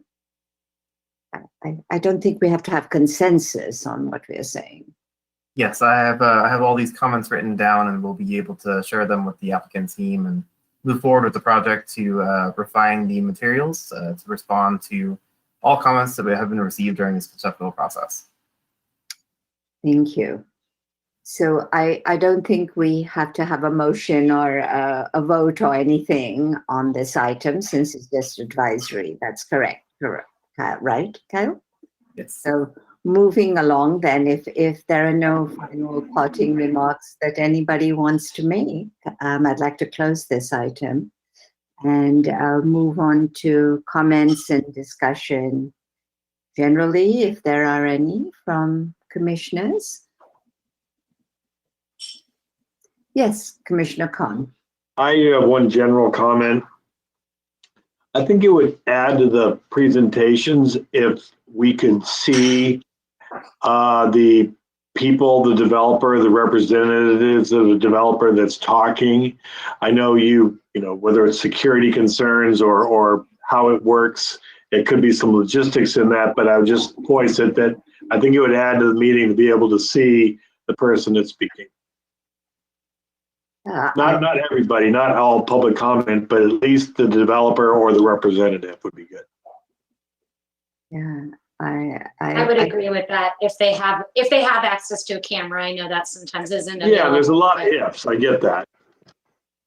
So is this something that staff might consider for the next meeting, if that might be possible? I'm sure one of us, if there's a question of how many frames you can have, I mean, we could adjust that with the commission. Perhaps staff might consider this and get back to us. We don't know the technical limitations, so. Right. But I would support that too. And pretty much everybody that is working professionally is getting cameras on their computers because that's the way we're all working. Right. Good. Are there any other comments anybody has to make? If not, I see no hands up. Can we have staff updates and agenda forecasts? All right. Thank you so much, Chair Dandekar, members of the commission. I have a couple updates looking out in the month of October. We have two meetings, one on October 14th, and currently we have 3 items that are scheduled for that hearing. First item is 650 Tank Farm, which is right next to the item that you looked at tonight. And so this would be coming to you with a recommendation from the Architecture Review Commission. It's a mixed-use project with 17,000 square feet of commercial and 249 units. We also have 830 Orchid. And this again also is coming to you with a recommendation from the Architecture Review Commission. It's redevelopment of commercial property that includes 3 three-story residential buildings. Consists of 15 residential units and one story commercial building about 1,500 square feet. And finally, 207 Higuera, again, redevelopment of a commercial property mixed-use project, 16 units and a commercial tenant space with that one. And then looking out towards the end of the month at our meeting on October 28th, currently, we also have 3 items tentatively scheduled for that hearing. One at 281 Broad Street. This one's a minor subdivision to subdivide one lot into 3 parcels in the R1 zone. There is an exception to average cross slope and frontage requirements for that. And then we also have 1691 Fredericks. This is a major development review. It's about a 24,000 square foot residential care facility with 35 private rooms. It's on a vacant lot, again at 1691 Fredericks. And then finally, we do have, as I think there was some mention to this tonight, the draft active transportation plan. And so that will be also on the agenda for 10/28. So we'll be able to take a look at the city's plan that's basically meant to supersede the city's 2013 bicycle transportation plan, and really sets forth kind of the recommendations for improvements to both ped and bicycling facilities in the city. So that should be a good item for that night as well to take a look at. So that gets us through October. Looking at, we have 1 meeting in November, and then we have 1 meeting scheduled for December, but right now we don't have any items on that. The meeting in November, we also might include an agenda item for the goals, Planning Commission goals, that would be something we want to discuss as we start to move into the next financial planning period for the 21-23 financial plan. So that covers my updates, and I'm happy to answer any questions. Are there any questions for Mr. Corey? I don't see any, Tyler. I think we get it. It's going to be busy. Yeah, October's looking busy. Yeah, thank you. So I'd like to close this regular Planning Commission meeting. Our next meeting, as was just noted by Mr. Corey, is on Wednesday, October 14th, 2020 at 6 p.m. It'll be via teleconferencing. And I just want to conclude that any decision of the Planning Commission is final unless appealed to City Council within 10 days of the action. We didn't take any these were all recommendations on this meeting, so I think that's a moot point for today. Thank you very much for your time. The meeting is adjourned. All right. Thank you, everyone. Thank you all. Have a nice night. Take care.